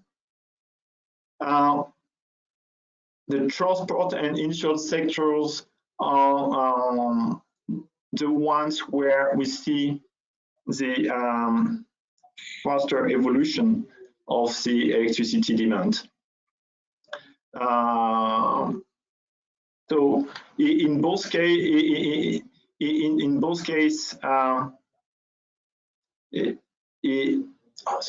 it can find both scenarios, of course, but with a higher move in distributed energy. And I think that we have it's difficult to imagine, but it's tenfold for transport, the evolution of electricity. Of course, it's easier when you start from something which is very low, and plus 30% in the industry. Of course, here it's very much technology specific, and you will find in the data set we are publishing a wide range of low enthalpy heat, steam, other processes where you will find that the level of rectification, of course, depends on the process. I think we can move to the next slide. This is on hydrogen. So here is not final hydrogen demand, it's also hydrogen for power generation. By 2030, you can see that compared to the present situation, there's not a huge change in terms of hydrogen consumption. So it's rather about switching the source of hydrogen compared to the present situation where it's byproduct of refineries and steam methane reforming of natural gas. Here, it's first to start to decarbonize existing hydrogen supply. In distributed energy, hydrogen demand increased a lot, of course, but you see a predominance of transport and industry sectors, which are often labeled as hard to abate sectors. So it's rather focusing as the use of hydrogen when in global ambition the wider reuse of hydrogen also in residential and tertiary, and even and in power generation where there is some use in energy, but a wider use in global ambition. And this role of hydrogen in power generation start in 2040. Of course, before we may have some experimentation, switch or partial switch to hydrogen with some mixture of methane and hydrogen, but we find it's more likely to have it significant at European scale in 2040. And this can go through new power generation units and also retrofitted plant, and we see most of the turbine manufacturer working on testing existing units to different mixture and preparing new technologies of gas turbine able to use both of mixture but also 100% hydrogen. I think that we can move to the next slide, where we finish with this section of analysis by carrier and by sector with methane demand. There was a question on the evolution compared to the previous edition. Certainly, methane decreased faster than in previous and stronger than in previous reports. So we see a steep decrease, minus 60%, also divided by two-thirds or just 1/3 of present demand is of energy, and something quite similar in global ambition or the time horizon. The only one sector where it's increasing, it's in heavy transport, all form of heavy transport. But here, now we speak about methane in terms of demand, because the origin of methane may be quite diverse. Natural gas, of course, we may have some natural gas, abated natural gas in some sectors, in the industry especially, but first and foremost, it's biomethane, or it's maybe also synthetic methane. And what we see, why this decrease?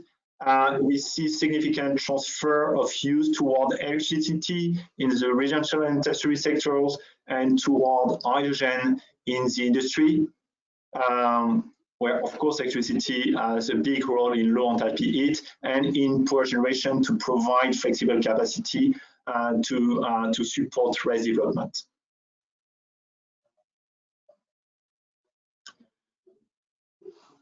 Next slide, please.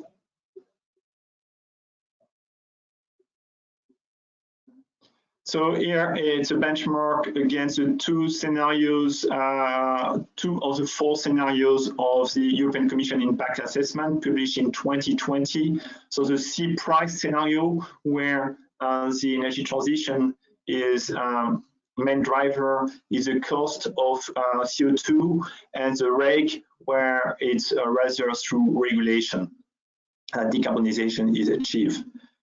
In terms of final energy demand, our COP21 scenario, distributed energy and global ambition, are a bit above 4% above EC scenarios in 2050. The main difference is in residential and tertiary, but I would say that overall they are quite aligned.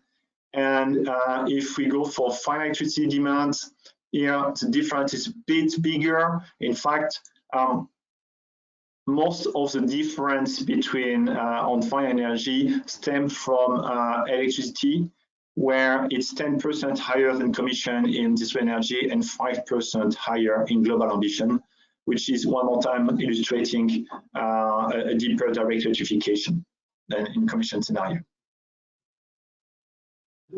So that's it for the demand side, with cross-sector and cross-energy carrier perspective. And if there are some questions. There are a few questions, and I'd like to take the chance maybe to try and get through a few of those now. So if you just give me a moment, I'm going to put the questions up on the screen as they are. Excuse me here. Now, as we said before, we won't get through everything, but let's have a little go with some of the points. Some of the questions don't directly relate to the supply and demand section, so I'll open this up. Maybe we can use it as a chance to just get through some of the questions which people are asking. Toward Björndal's question, again, I'm going to leave it for now because it's one which is going through the whole presentation, in my opinion. And at the end, we'll take a moment to look at that. We've shown you everything on the next steps as well. But for now, the next question for me would be from Vasily Vitek. Do the TYNDP scenarios include data about the hydrogen infrastructure, for example, for transportation development? Maybe Louis, this is a good one, I guess, for looking at the Entsog side and the modeling of hydrogen infrastructure. Maybe you could give us a little bit of info on this. Yes, can you hear me? We can, yeah. Okay, first of all, thanks for the question. This is very important that we indeed make a difference between what are the scenarios and what is the identification of infrastructure gaps or investment needs.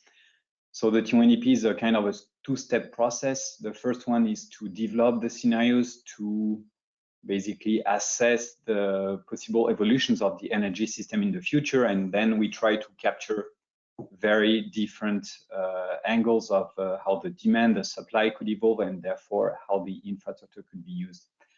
However, when it comes to assessing what is needed in terms of infrastructure, that's for the system assessment step, which is coming after the scenario. So first of all, we define the scenarios with demand and supply, and then we will look at the infrastructure side of things and assess what is needed for each of the different scenarios. So that's obviously not probably or satisfactory as an answer for you, because you were probably expecting that we were already simulating the hydrogen infrastructure in the scenarios, but that's just the next step for us.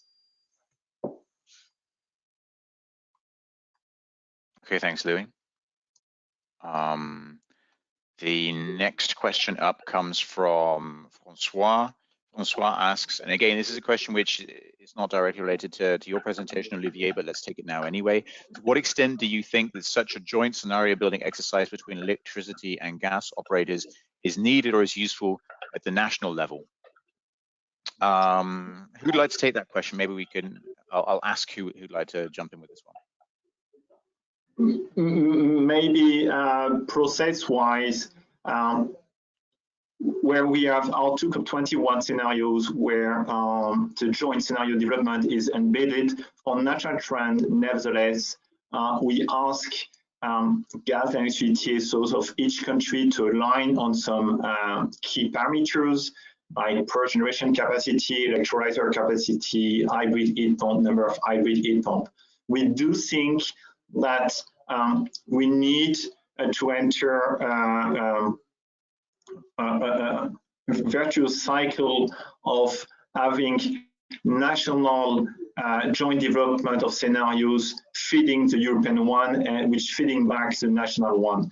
And on the joint aspect of scenarios, but also on many other aspects like the climatic condition, like the role of hydrogen or whatever, there's not the national scenario on one side and the COP21 on the one side. We do hope that they will feed each other, which means that certainly we consider that it is very valuable to have a similar discussion at national level. What we see is we see some countries, just take the Netherlands, for example, or the UK, where we have a joint publication of scenarios by the gas and electricity TSOs being the same company or two different companies.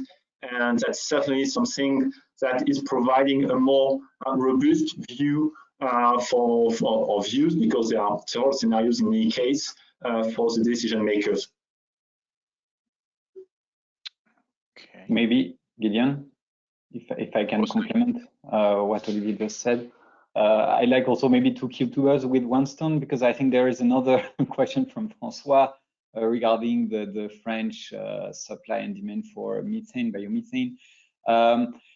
Another thing that should be considered with the European scenarios is that when we look at the NECPs, or let's say the national policies, they are usually very country specific or member state oriented. I don't know how to say that, but the thing is that if you look at the fully integrated system, that's not only per country, it's all over the EU and even wider Europe.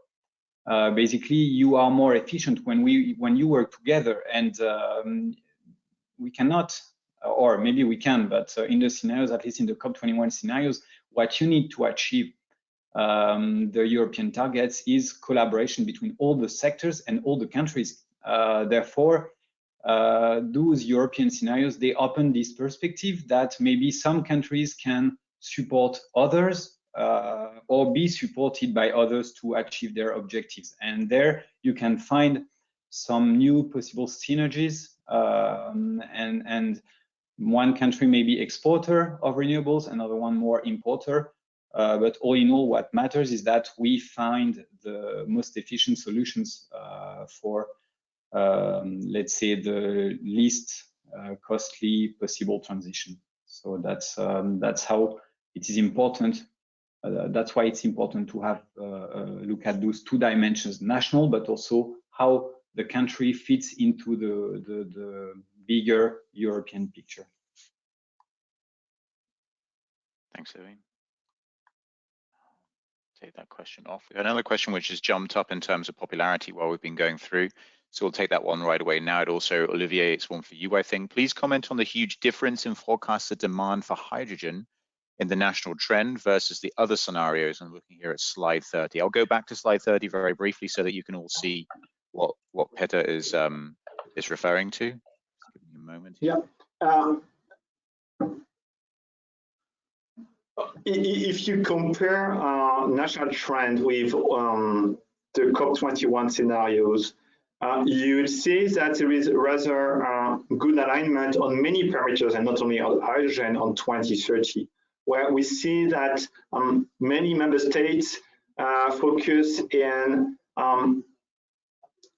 securing a 2030 ambition. So and not trying to postpone the effort. So we have a lot of new publication, new targets, including hydrogen with I don't know how many national hydrogen strategy being published in 2020. So it means that the national trend scenario reflects this move and is rather quite consistent with the top-down scenarios, or the COP21 scenarios. When you look beyond, we see for hydrogen, but we also see that for RES development, for example, that we are still on the 24 time horizon in many countries on an NECP trend, which was identified as not being sufficient. I would say it's not that because national policies do not target higher ambition in 2040, but really the focus had been on the efficiency on renewable, but also in hydrogen focus on beyond 2030. And I think this is really positive that we are not only speaking about long-term goal, but we are also enabling short-term targets. And if you look to the German, French, Italian, Spanish hydrogen strategies, most of the time it only speaks about 2030 targets.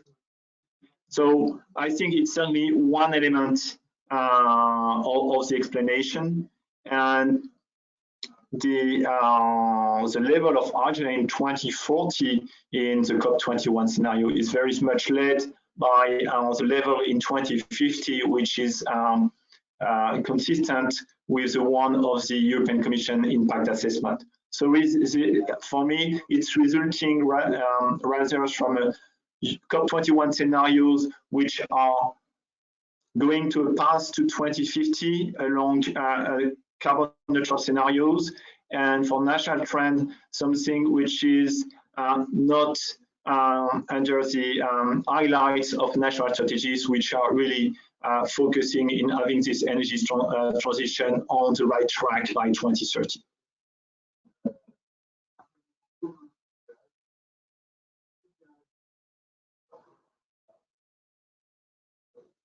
Gideon, you are muted, I guess. Thanks. Yes, I was muted. I'm moving back though to the Slido screen very quickly, and just trying to get through one or two of the questions here before we move on. So another one which is coming up, maybe this one for you, Nan. I think a question from Mario Genovese. Could you provide a bit more details on the new climatic database? What will be the new years considered replacing the 1982, 1984, and 2007? Those were the benchmark years. Yeah, these written climate years were the climate representative climate years for the 2020 version. For 2022, we acknowledged the last available 30 years, and we ended up with the climate years which are most representative. For the expansion model, it was 2009. In terms of representativeness, and also in terms of stressing the most available second Dunkel-Flaute year. So the dispatch model, the expansion model was based on 29, but for the dispatch models, the climate years are available for 1995, 2008, and 2009. and for the EU aggregated level in the report, you will see their weighted average based on their representativeness, and the methodology behind calculating these climate years are also available in the building guideline that you can reach. And if any questions or suggestions, of course, again, reach to us. Super, thanks for that, Nalan. I'll just quickly click that one. And then I think we'll start moving on to the next part of the presentation. I wanted to get through a few here, but like I said, we won't get through everything during the session, so the rest we'll have to answer in written form afterwards. But now I'd like to move on to Peter, because I don't want to run out of time for Peter. He's going to present the supply topic. So Peter, the floor is yours. Thank you, Gideon. Can you all hear me well? Yes. Great. Well, good morning, everyone. My name is Peter Boersma. I'm working for Gasunie, which is a Dutch gas transmission system operator. And together with Olivier Lebois, who presented demand and the methodology before, I am the co-convener of the working group scenario building, which is the joint working group tasked with developing the scenarios for the Entsog and ENTSO-E TYNP. So the scenarios that we are presenting today. And after having a look at the demand, which Olivier presented earlier, now I like to talk about, in let's say the next 20 minutes or so, about supply. So we can also have a look at how the supply mix looks that we foresee in the different scenarios to meet the demand that we have shown before. Now, on this slide that is currently on the screen, we have a rather a broad vision and helicopter view, you could say, of all energy carriers we foresee in the scenarios. So not only electricity and gas, but also oil and coal and everything else. So this provides an overview of total primary energy supply that we foresee in the scenarios. I think it's good to point out that this full energy picture that we provide here, we are only able to provide for the COP21 scenarios because we model them as full energy scenarios. For national trends, we do not have a full energy picture available, as this is a scenario based on data collections from the TSOs. And we only collect data for gas and electricity. So we don't have the figures for oil and coal, and that's why we cannot provide a full energy picture. So as long as we are talking about the primary energy supply in general, we can only provide the overview for distributed energy and global ambition. But as soon as we go into the gas and electricity numbers, which I will show later, we can also say something about the national trends, obviously. Now, what you see here on in the graph on the left, that provides total primary energy supply in both COP21 scenarios compared to the historic level we saw in 2015. And there you can see that primary energy supply is going down. And that, I think, is no surprise, because we also saw that the demand levels that we foresee in the scenarios are reducing every year up to 2050. So then it's not more than logical that also the supply is reduced. However, that's only one side of the medal, because not only the overall supply reduces, but also the supply mix, obviously. And what is most striking here, and I think this is no surprise to all of you, that the fossil fuel supply sources, so that's oil, that's coal, that is natural gas, those are all declining every year. They're colored in black and brown and gray in this graph, and you see that in 2015 the majority of primary energy supply is captured by fossil fuels, but by 2050, and the actual level depends a bit on the scenario you look at, but the actual share of fossil fuels in 2050 is much lower and almost zero, and most of that fossil fuels is replaced by renewable energy. that is also shown in the graph on the left, where you see a bigger share of the blue and the orange and the green colors, which are the wind energy, the solar energy, and the biofuels. And that is taking the majority of the energy supply in 2050, but also in the years in between, because we see a sharp increase over the years we are looking at within the time frame of these scenarios. We don't only see an increase in renewable energy in the absolute terms or in terawatt hours, but also in a relative share, and that's what is shown in the graph on the right, where you see the share of fossil fuels, which is in gray. It's reducing to almost zero. And the share of renewable energy, which is shown in green, is increasing sharply, especially in distributed energy, where we reach levels of almost 100%, 96% to be specific. In global ambition, it's a bit lower, but that is also because there is a higher share of low carbon sources, which are labeled in blue.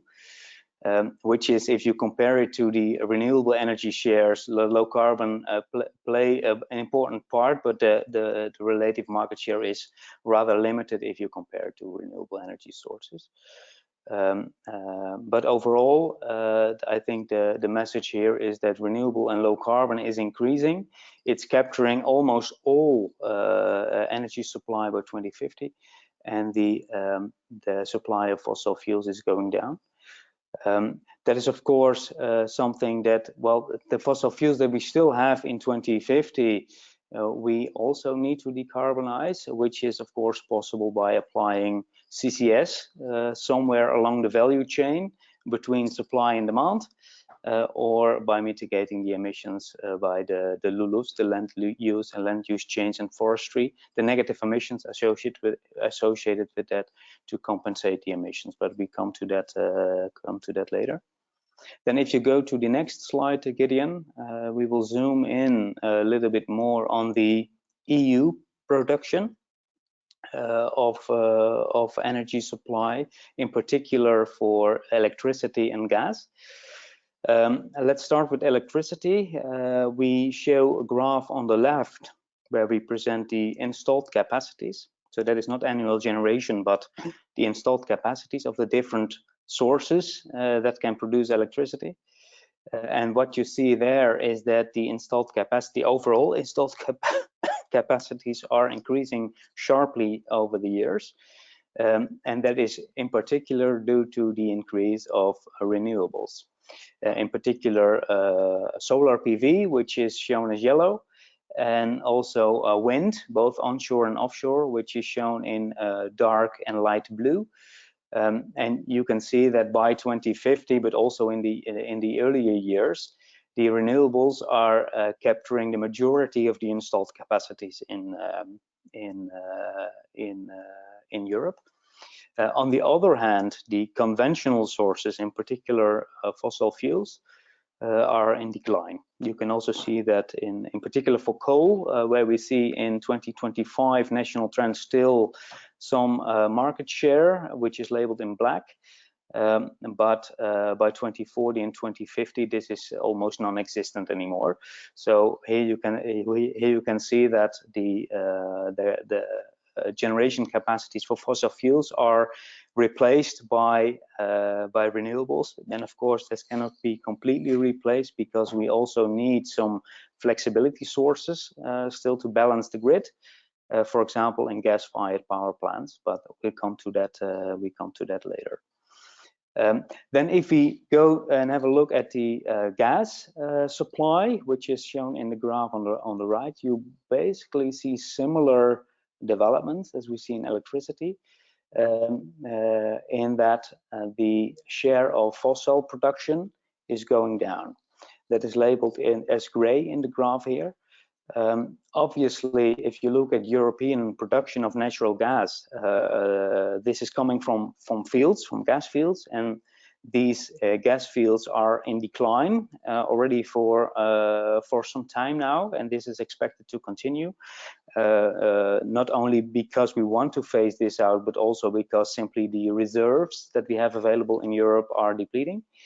That is continuing across the time frame we are looking at, and by 2050, roughly only 5% of the production remains compared to what we see today. So that is only a small share left for conventional production from gas fields. Of course, this is initially made available as natural gas, so fossil fuel, you could say, but by applying CCS somewhere in the value chain between production and consumption, we can also consider this European production as carbon-free, and that's why what we also illustrate in the graph here with the blue color, where you can see that by 2030 already a major share of the indigenous production is considered carbon-free due to the negative emissions associated with CCS or LULUCFs, and by 2040 and 2050 the complete production is carbon-free.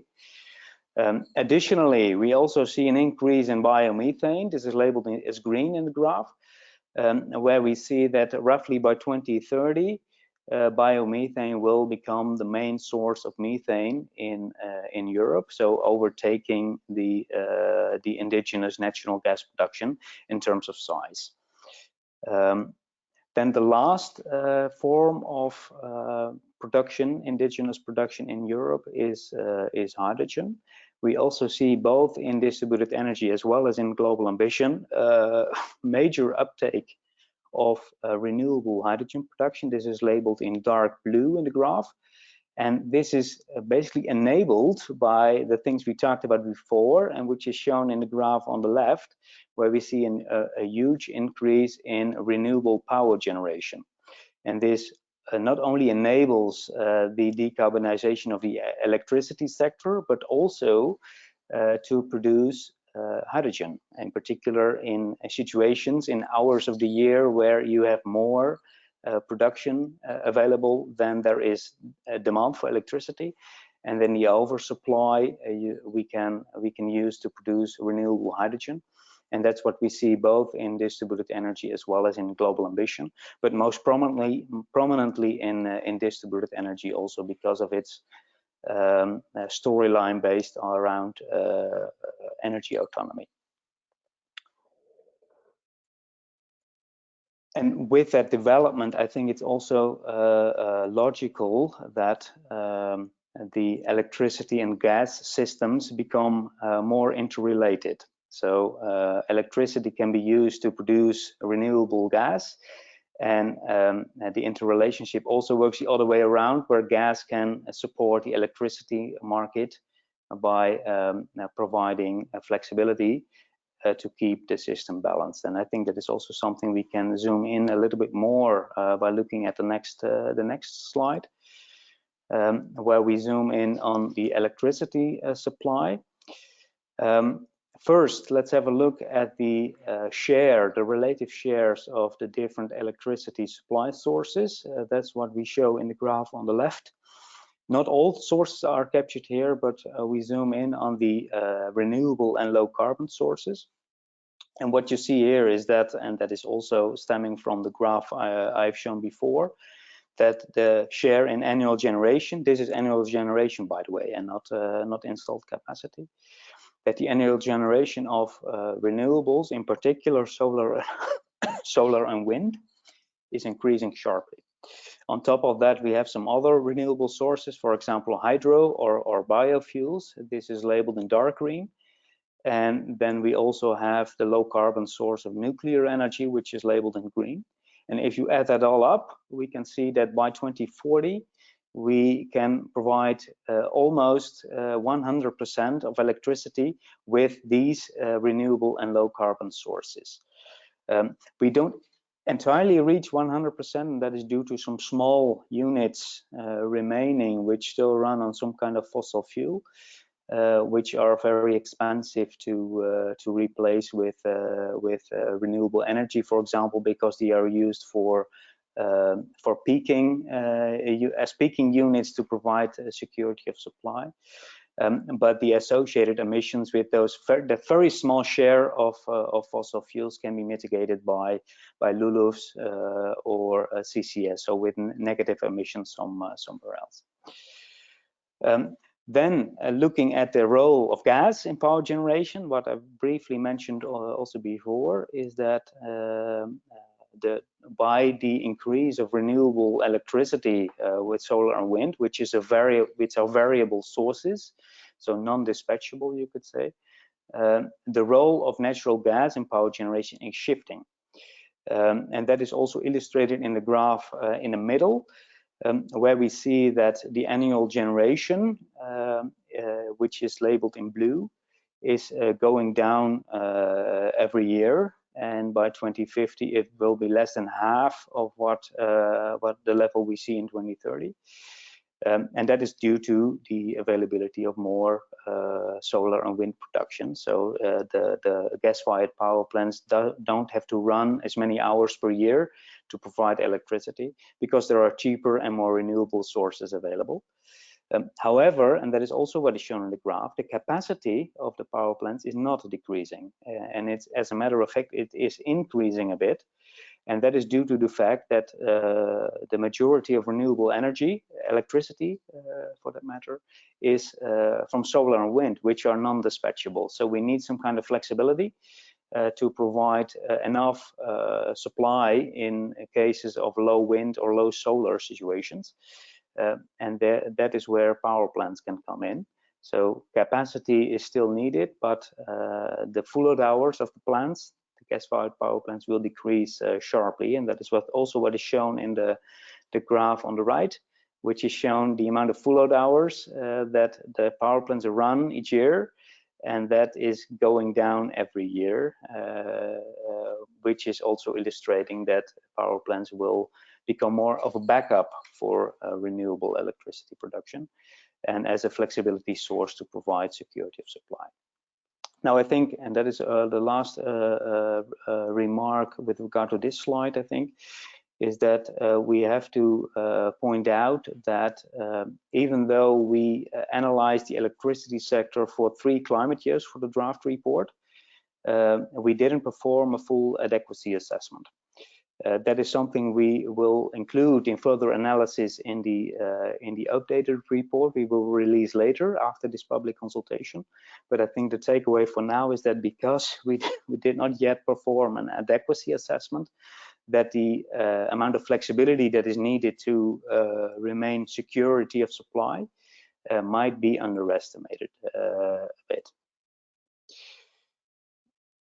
Okay, Gideon, if you can go to the next slide, and I see that I have to speed up a bit. Let's zoom in on gas production. What we see here, and I'd like to point out 2 things here. The first is that overall methane supply is going down, which is obviously the consequence of the lower demand for methane that Olivier showed before. So that is what is illustrated on the graph on the right. In particular, this is impacted by the, or this is the consequence, I must say, of the depletion of gas fields, but also the reduction in imports of methane.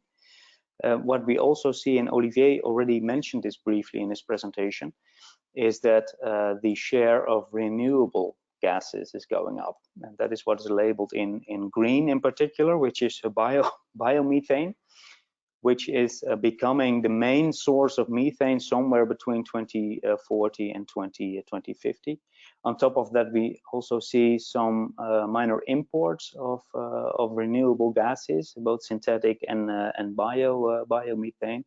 But in particular, most of the methane is provided by biomethane by 2050 in both scenarios. Now, if we look at hydrogen, we see that where methane is going down, hydrogen is going up. That is in particular the case in Global Ambition, but I think it's safe to say that in both scenarios, hydrogen supply will increase sharply compared to the level we see today. I think it's good to point out also, because there was a question about hydrogen levels in 2030 national trends before. I think it's good to mention that today we already have quite some hydrogen supply in Europe, which is basically provided by natural gas. I think 75% or something like that of current hydrogen production, which amount to roughly 350 terawatt-hours, is produced with natural gas, and the remainder is coming from byproducts from other industrial processes. The role of these conventional sources that we already have today are expected to decline over the years in both distributed energy and global ambition. We see that by 2030 we already aim to decarbonize a lot of the existing hydrogen production with SMR, steam methane reforming, by applying CCS to it. That's why we don't see any gray hydrogen anymore in 2030 and the following years, but it's rather labeled blue because we have decarbonized it with CCS. But the major uptake of hydrogen supply is coming from electrolysis. That's what's labeled in green, and that is complemented by imports of hydrogen, in particular in global ambition, which is a scenario which Nalan already explained in the storylines. A scenario that relies more on imports and also assumes the development of a global hydrogen market where Europe can also import hydrogen from. And that is what we also show in this graph on the left, where you see quite some market share for renewable and low carbon hydrogen imports, which is labeled in yellow and in brown. Shall we go to the next slide? I already briefly touched upon the topic of imports. This is also something that we explicitly defined in the storylines. But what we see here is that, especially if you compare it to today's levels, the import of energy is going down in both scenarios. And that enables Europe to become more self-sufficient in energy terms, both in distributed energy and global ambition, but especially in distributed energy, which is, I think, a logical consequence of the storyline we have developed, which is focusing on energy autonomy. So that's why imports in general are the lowest in this scenario. But overall, I think we can say that in both scenarios, the import of fossil fuels, so natural gas, oil, and coal, is going down, and the imports of renewable energy is going up. But overall, the import levels are much lower compared to the levels we see today. Today, we have about 9,000 terawatt-hours of imports in Europe. In global ambition 2050, we will see about 2,500, and in distributed energy only 1,000, which is very small compared to the levels we see today. I also already touched upon the global hydrogen market we assume in global ambition. And that's also illustrated here in this graph, where we see that in this particular scenario, hydrogen will become the main source of imports in 2050. So a bigger quantity of hydrogen that we import compared to methane and liquids. Now, what we see in absolute terms, so in terawatt hours, we also see in relative share, so the share of import and import dependency for that matter. And that's what we illustrate in the graph on the right, where we see again that the import share, which is today around 55% of import dependence in Europe, which will reduce in both scenarios. In 2050, we reach about 25%, or less than half of what we have today in global ambition, and in distributed energy only 10%. Then shall we go to the next slide? Some words on flexibility options. I already touched upon this before when discussing the gas-fired power plants. But generally, we can say that with the uptake of renewable electricity from variable sources like solar and wind, there will also arise an increased need for flexibility. So sources we can turn on when the wind is not blowing or the sun is not shining. And that's what we try to summarize here. Here you see the annual generation of 3 types of flexibility options that we identify in these scenarios. We can see that the biggest amount of flexibility is coming from batteries, which is labeled in pink in this graph. Which is also enabled by the uptake of home batteries, of utility scale batteries, and of course EVs, electric vehicles, which also can provide flexibility to the grid. And that's why it's most prominently available in distributed energy, where we have a more prosumer and EV-based storyline, where we have more batteries available. And now we also see some demand-side response or demand-side management, but the impact or the flexibility provided by this type of flexibility option is still rather limited, especially if you compare it to the huge amount provided by batteries. The values we assume in both distributed energy and global ambition for demand side response we took from the national trend scenario, which is something we may have to develop further for future editions of the scenario. So if there is any knowledge or feedback you have with regard to improvements we can make here, this is more than welcome. Now, I already touched upon thermal sources or peaking units, and gas is one of the types of peaking units that we have. This is also providing flexibility also for longer time intervals than what could be provided by batteries, for example. And there you can see that also the amount of flexibility provided by peakers is increasing. At least until 2040. After 2040, we see that the annual generation is reduced a bit, which is also due to the uptake of batteries and the oversupply of renewable electricity that we see. But keep in mind that the figures we show here are annual volumes. They do not speak about capacities. And the capacities that we still need for peaking units is not decreasing, as we have also shown in one of the earlier graphs when discussing gas-fired power plants. Okay, then I think I have one slide remaining, which is about benchmarks. As we did for demand, I also would like to do for supply. To make some kind of comparisons with the impact assessment from the European Commission in particular, to show how our scenarios relate to the impact assessment numbers for certain topics.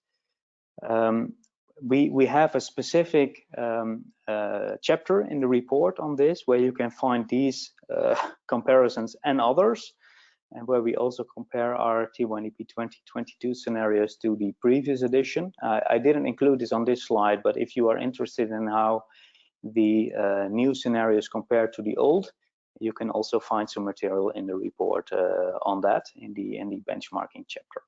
But looking at the comparison with the impact assessment, we see that if we look at installed capacities for solar and wind, which is the first graph on the left, that the levels we reach are quite similar, especially in distributed energy. In global ambition, the level of installed capacities for solar and wind is a bit lower, whereas the actual share of offshore wind is a bit higher than what the impact assessment foresees. But that is, I think, a logical consequence of the storyline we developed, where we focus less on decentralized options and more on centralized options like offshore wind. And due to the availability of imports we have in this scenario, then the European production capacity is a bit lower. But still, in the same order of magnitude, you could say, as what we see in the impact assessment. Now, for methane, which is the second graph, we see that overall the supply of methane is a bit lower than what the impact assessment foresees. This is especially due to the lower reliance of natural gas imports. You see that the gray area in the graph is much lower in the T1DP scenarios than in the impact assessment. But also the overall supply is lower, which is due to the fact that our demand for methane is a bit lower than what we see in the impact assessment. And this is in particular due to the stronger focus of the T1DP scenarios on direct hydrogen demand instead of converting hydrogen first to methane, which is of course introducing another conversion step, which incurs efficiency losses, additional efficiency losses. So focusing more on direct hydrogen instead of converting hydrogen to methane is more efficient. And that's why we see lower methane supply, in particular also the synthetic methane, which comes from some kind of hydrogen product. But hydrogen supply, on the other hand, and that is what is shown in the third graph, hydrogen supply is higher than what we see in the impact assessment. So that is basically the other side of the medal, you could say.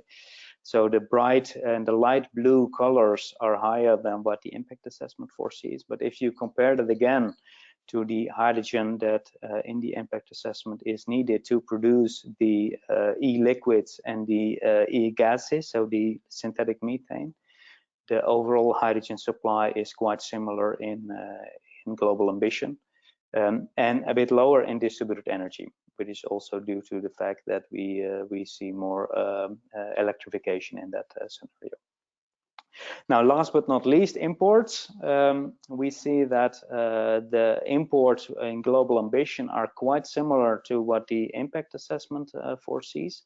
The distribution of the different import sources are a bit different, though, in particular for hydrogen, as I also already touched upon before, which is in particular due to the fact that global ambition assumes the development of an international global hydrogen market, which enables the import of hydrogen in this scenario.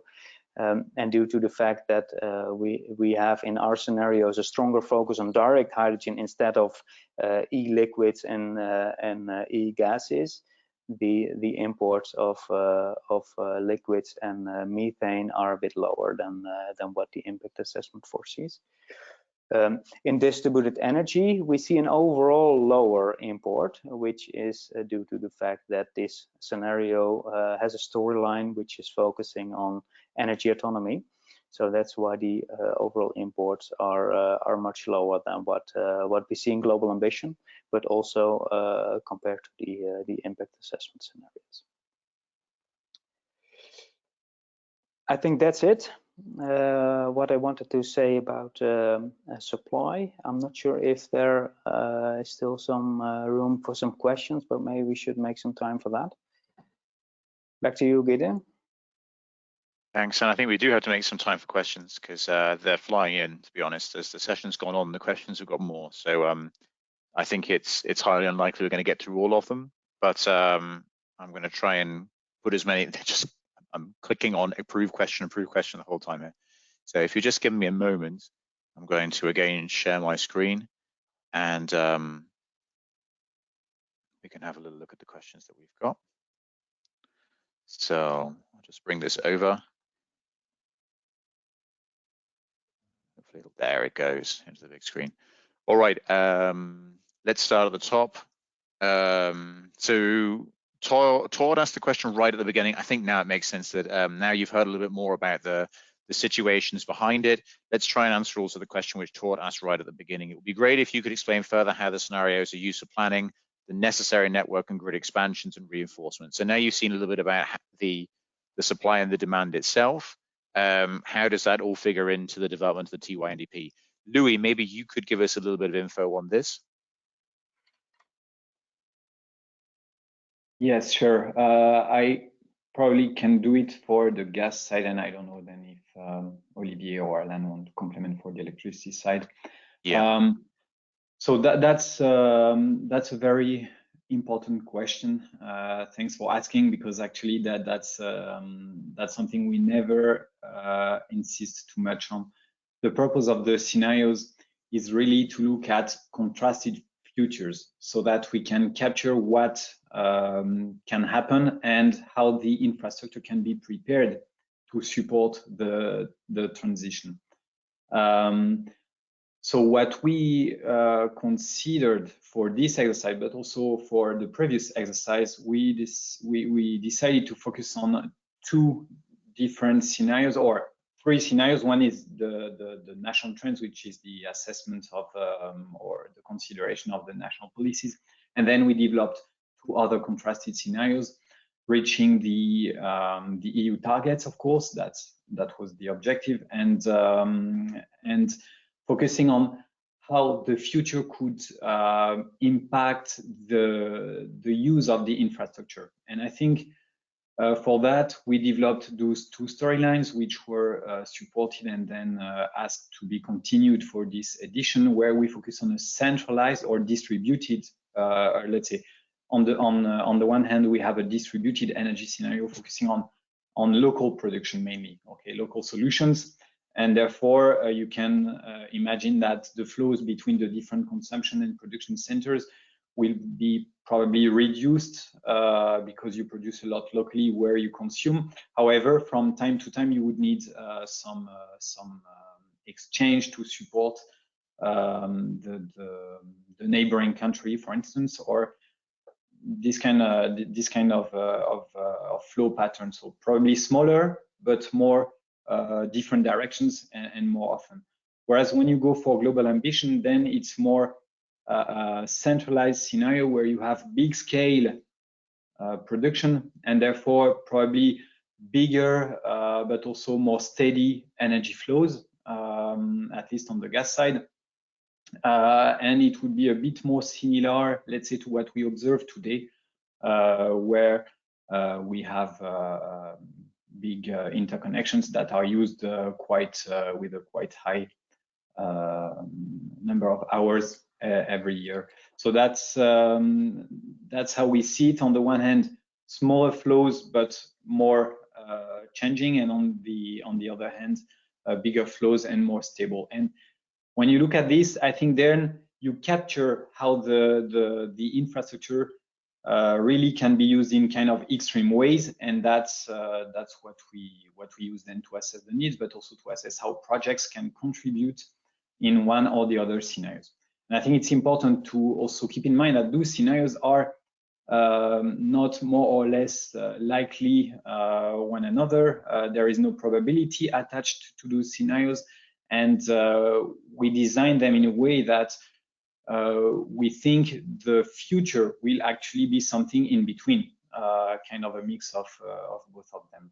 But we are not betting on one or the other. That's very important.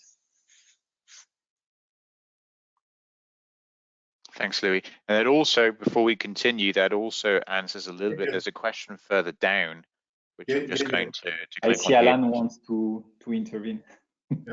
Before we go on, though, don't worry, Alan, I'll give you a moment to speak. There was also a question which you kind of touched on there from Arnold Weiss here from Apex Spot, who said, do the scenarios rather represent the most probable outcomes, or do they aim to show extreme paths for stress tests, etc.? So to a certain extent, I think, Louis, you touched on that a little bit. I'm sure, Alan, I'm going to give you a moment to speak as well. That fits in as well a little bit with how you're describing the future use of the scenarios. Yeah. I think it's maybe good what, let's say, complementing what Louis mentioned. Let's be aware of the fact that what the ENTSOs are doing is indeed with a scenario, draw a possible future. And that can be indeed without, let's say, bias. So it can be the national trend, it can be the global ambition of distributed energy, and show the impact on the infrastructure. The ENTSOs are not developing the infrastructure as such. So we give transparency to where could grid be reinforced, where are system needs identified, and then project promoters should put in their projects, and that can be, let's say, the TSOs, which is, let's say, quite common, but also third parties. And then the ENTSOs have a part again to look at what kind of cost-benefit analysis is related to these project proposals. So it's, for me, important to show we give the framework for project promoters to come with the expansions, but we don't design the grid as ENTSOs. So there is a bit of, let's say, that's what I wanted to add. And going to your part or your question, Gideon, on are they extremes or more probable? In the scenarios, we have tried to look at, given the ambition, given the policies, what is needed to achieve that. And they have gone quite far, so they are quite ambitious. There is always a more extreme scenario possible, but I think we've quite gone to the extreme of within the current policy reality, what can be achieved. So that is a bit, let's say, where I would put the scenarios. Thanks. No, thanks a lot, Alan. That really helps. Then next question came from Jochen Schneider. Biomass supply for energetic use seems to be doubling compared to today. How does this assumption come about? So we're talking about supply. Then I'm looking at you, I guess, Peter. Could you give us some information on that? Yeah, sure. Well, you might remember that in the storyline consultation we did last year in December, we also spent some time talking about the range for biomass that we would explore in the scenarios. And we basically concluded also from the feedback we received from stakeholders that it would be worthwhile to see whether the biomass volumes, the amount of biomass used that we would use in our scenarios, we should benchmark against either the impact assessment values or against the long-term strategy low biomass scenario. We also were thinking about using the higher values for biomass that we see in some of the other long-term strategy scenarios from the European Commission. But in the end, also based on your feedback, we concluded that a benchmark against the impact assessment would be better, and that at least one scenario should also explore a lower value than what is in the impact assessment. For example, similar to what this low biomass scenario would look like. Now, in the slides I showed today, I didn't include a benchmark for a biomass, but in fact, in the report, in particular in the benchmark chapter we have there, you can find a section on biomass, and there we also compare our biomass utilization with the impact assessment, and there you can see that global ambition is quite similar. Distributed energy is a bit lower, and on top of that, we also provide quite some detail on the sources of biomass we use, in particular for biomethane, in this methodology guidelines document we also released, and that Gideon showed before when looking at the scenario website. And there is a chapter on the sources of biomass for biomethane production, where we go into great length in explaining what kinds of biomass sources, for example, thinnings or residual wood or manure or any other biomass source that we can think of, and how it's factored into the scenario. So you can find quite a lot of information. I think it's Appendix 9, talking top of my head, but you can find there quite some additional information on the biomass assumptions, in particular for methane production. So just one more time for people who maybe don't know our website too well. This is the scenario building guidelines document, which Peter's talking about. You can download it here, and the information should be there. Okay, then just click that one away. One or two more questions quickly. Juan Rojas asks, hydrogen use in residential and tertiary seems quite big in global ambition. Do you assume EU countries will switch to hydrogen for heating and cooking? What's the rationale behind that? And Peter, this is probably again one for you, to be honest. Yeah, I can say a few words on that. What we try to do in the scenarios, and that was also already mentioned by Alan just a minute ago, is that we try to explore different pathways in our scenarios. So we try to differentiate the scenarios in certain fields. And one of the fields is what happens with the heating technologies in residential and tertiary sector. You can probably imagine that for an infrastructure company like us, it is an important parameter to see the effects of the switch from one energy carrier to another. In particular, if that means that existing methane infrastructure needs to be converted to hydrogen. And that's why we have one scenario, and that is a global ambition, where, as I also explained before, we assume that there is not only EU-based hydrogen production, but also the availability of an international global hydrogen market where Europe can purchase hydrogen for import. So there is a lot of hydrogen available, and then it makes sense that also part of the heating in residential and tertiary sectors will also be making use of hydrogen, and that's what we try to capture in global ambition. That's why we see a rather high share of hydrogen in this particular scenario. But in order to differentiate the scenarios again, we also made different choices in distributed energy, where we see a bigger uptake of electric heating, for example. And the part of heating that is provided by gas is then still provided by methane, also to enable the uncertainty within the scenarios on what kind of gas is needed in the built environment. Okay, and thank you for that. Look, we've got 34 more questions here, and we've in theory got 16 more minutes. So I think everyone can see that logistically it's not going to be possible to get through all of them. That's why I'll repeat one more time what we said before. We'll come back to these questions in written form. Every question will get answered. I'd like to move on. So we've got Louis' section now on the carbon budget. Louis, could you give us a little bit of information on this? Sure, thanks Gideon. The best part.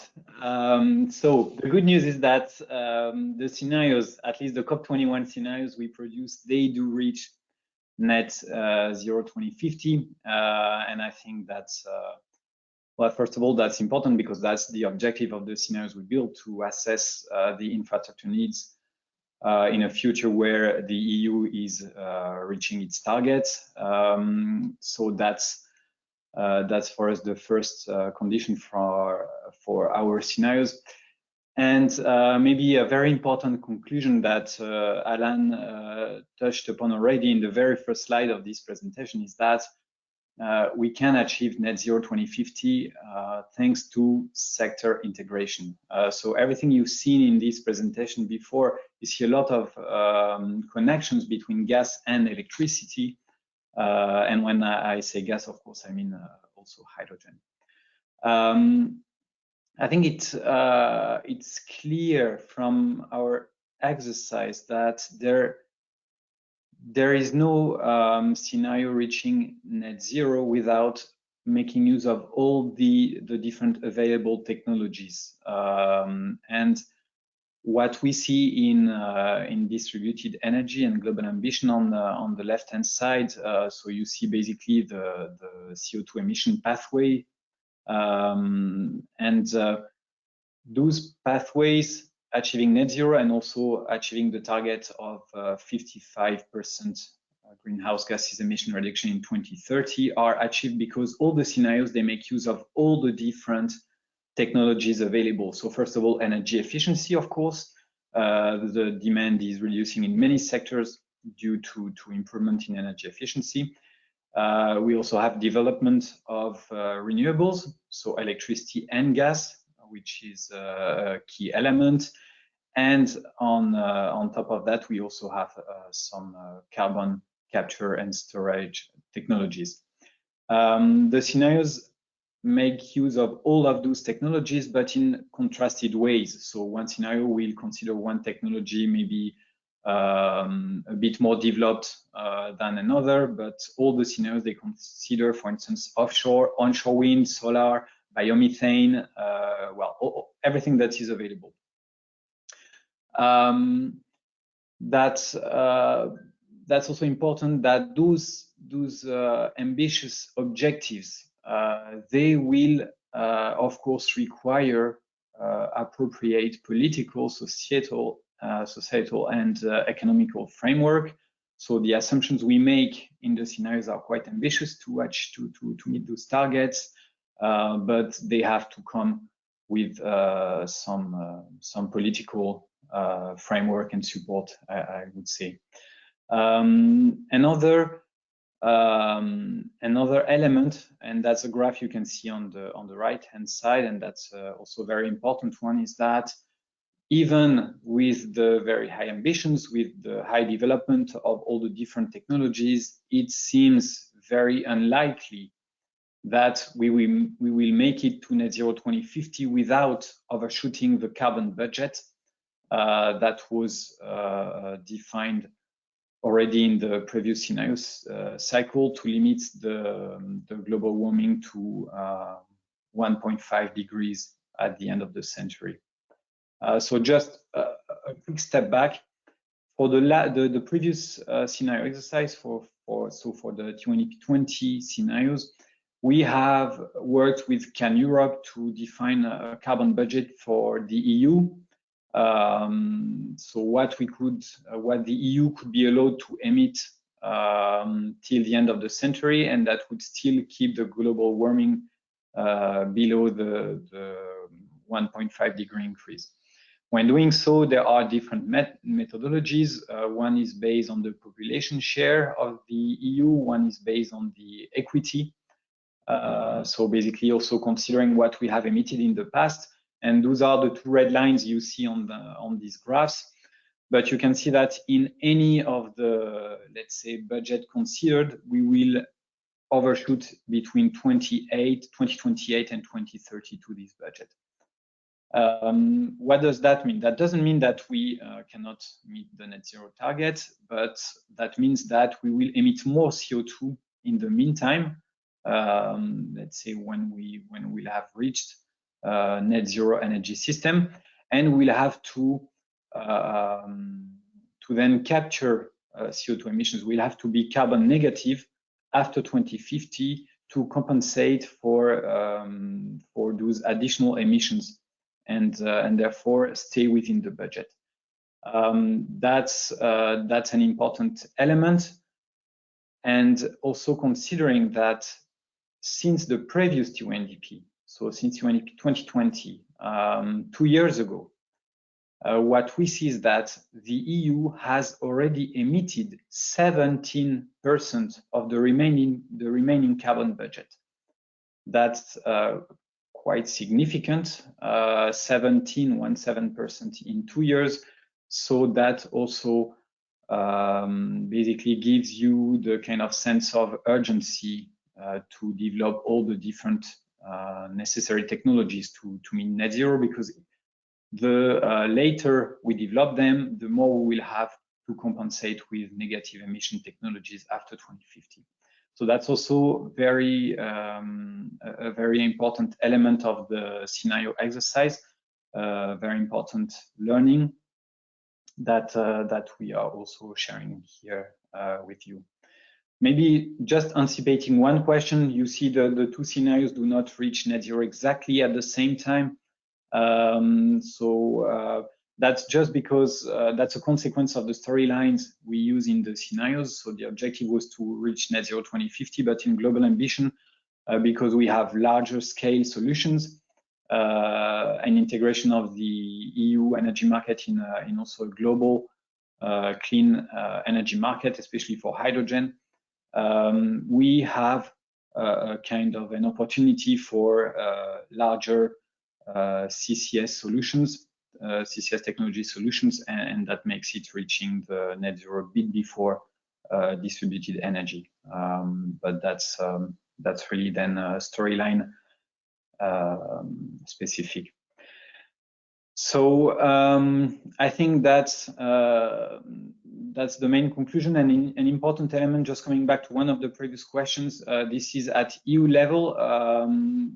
This is very important that you consider that system integration is key, but also collaboration between the different member states, but also globally is very important. Yeah, this is very important to consider that it's not that the EU must be climate neutral by 2050 alone. It has to be in a bigger context, because if the other countries do not meet these targets, well, the impact will be probably very limited globally. So that's it for the carbon budget, Gideon. I don't see the questions here. If there are. A question has just come in literally at this moment, actually, and so I'll ask it quickly. With regards to carbon budget overshoot, have any calculations been made for negative emissions technology, costs, years required post 2050 to reach the carbon budget? That's just come in, so it'll be right at the bottom of the list. So I just thought I'd ask. Okay. It's the only question we had on the carbon budget. Yeah, so the scenarios stop in 2050. Well, it's already a lot of assumptions to get there, and of course, the only thing we know is that we have overshot the budget. Meanwhile, so there is a need for negative technologies, but making assumptions for something happening after 2050, it's very, very difficult, because probably the technologies that will be available by then are not existing yet. So that's not something we consider in the scenarios.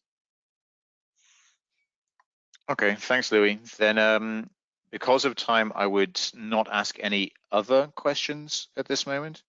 I see another question on carbon budget has come in. I'll put that in the list. Just because of the questions of time, I'm going to have to move us on a little bit. We have another interactive session because there are one or two things that we'd like to hear from you. So if you come back to your live polls, I'm just going to present my screen and see how this looks. So one moment here. So we'd like to ask you another question, and actually another two questions. The first question I'd like your words on would be the one you're going to see now. For what purpose do you or would you use the TYNDP 2022 scenarios results? Maybe you wouldn't use them, but we had in the past a lot of people who do use them, and actually the uses have been quite varied. So we were interested to hear what kind of results we get on this. So what purpose do you or would you use the TYNDP 2022 scenarios results? If you just give me a moment, I'll try and share my screen while we're doing this.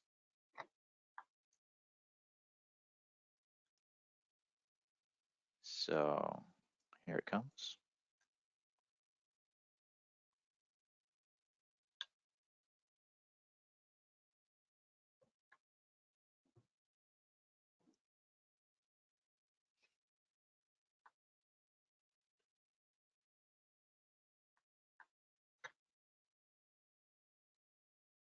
We put a character limit on here because when we did this in the past, we had some people who tried to write paragraphs, which isn't really the point of a word cloud. So as you can see, one or two things have been cut off. I think it's quite clear what those terms were, so we can work that out.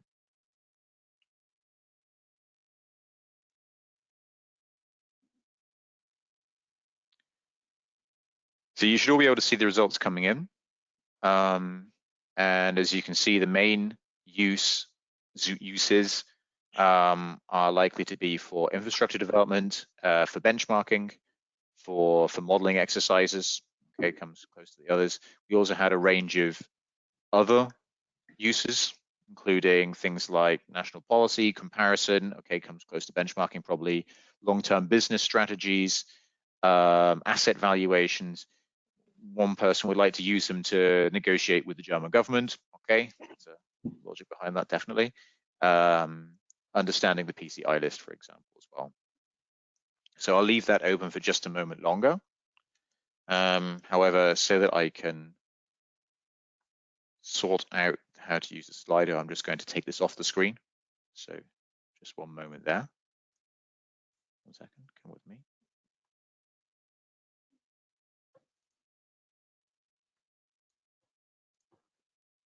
Okie dokie. So I'm going to close that poll. Thank you very much for the snap responses on that. We've got one more that we'd like to ask you, and that is this question. This time we'd like you to rank things. So we've listed a selection of things which we would like to, which we see as possible areas for improvement. And we'd like to know from you, which improvements do you see as a priority for the scenario reports in the future? And we've got a list there of things like, I'll put it up on the screen. One moment.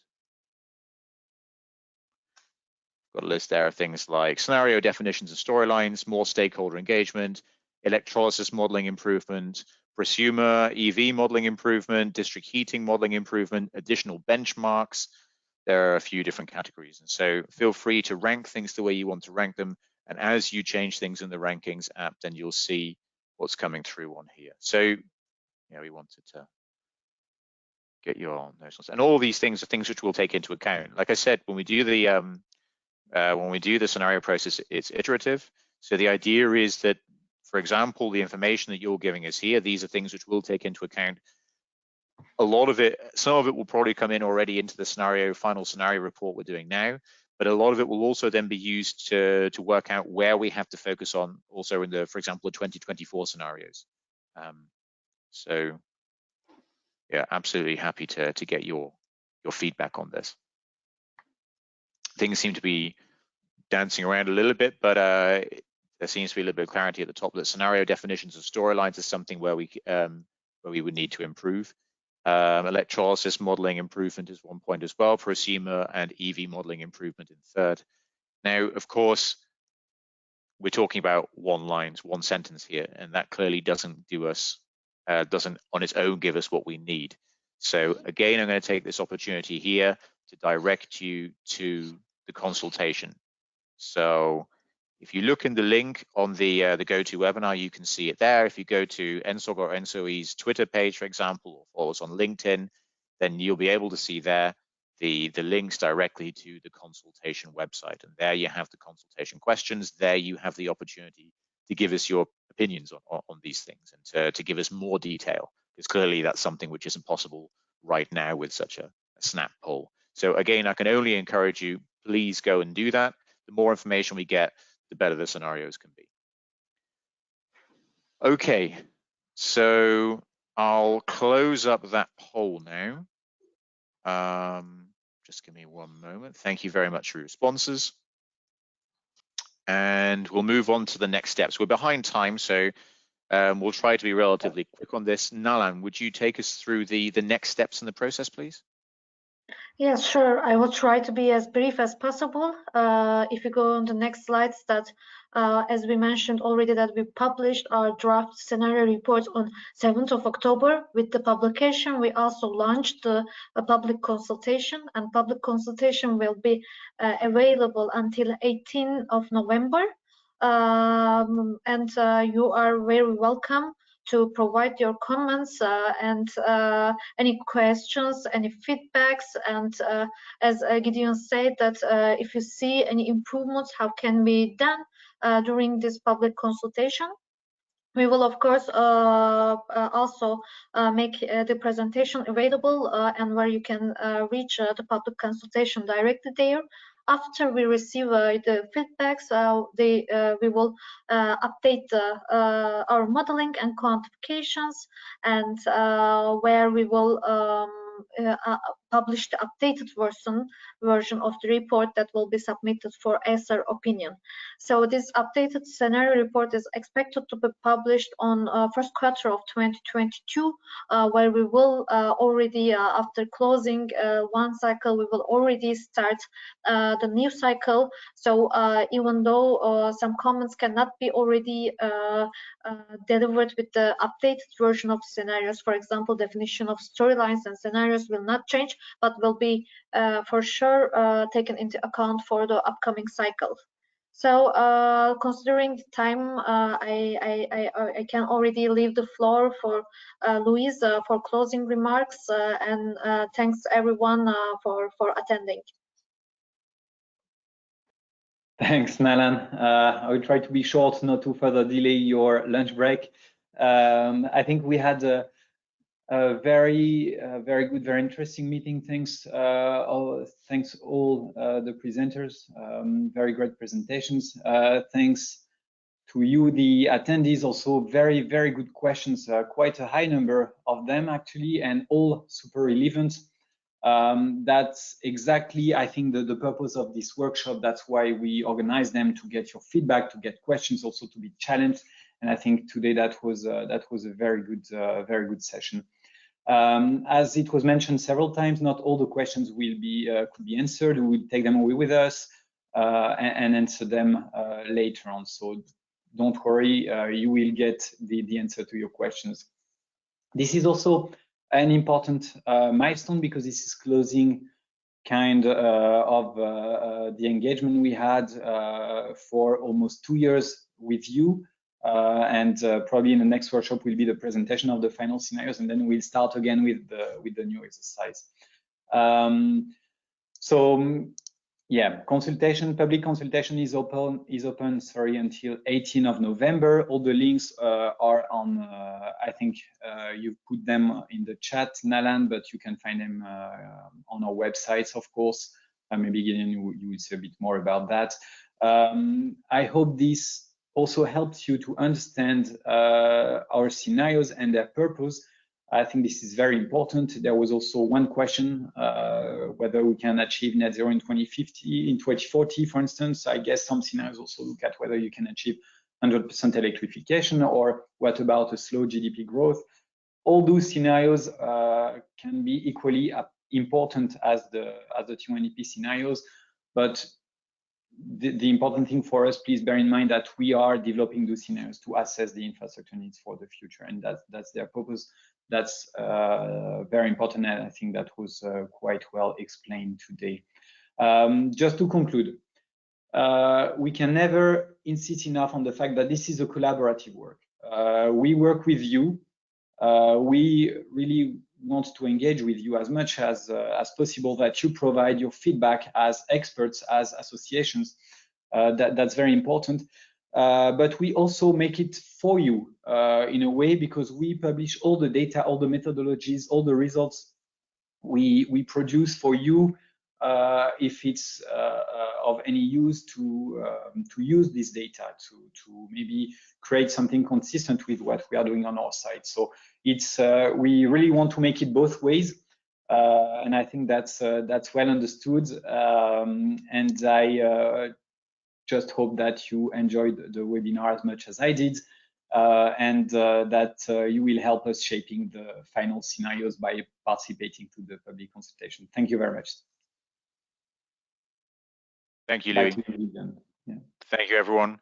Thank you for attending. And yeah, I can't really add much to what Louis said. So on that note, thank you, everyone, for being here. Wishing you all a very nice day, and hoping to hear lots of responses in the stakeholder consultation. Best wishes for everyone.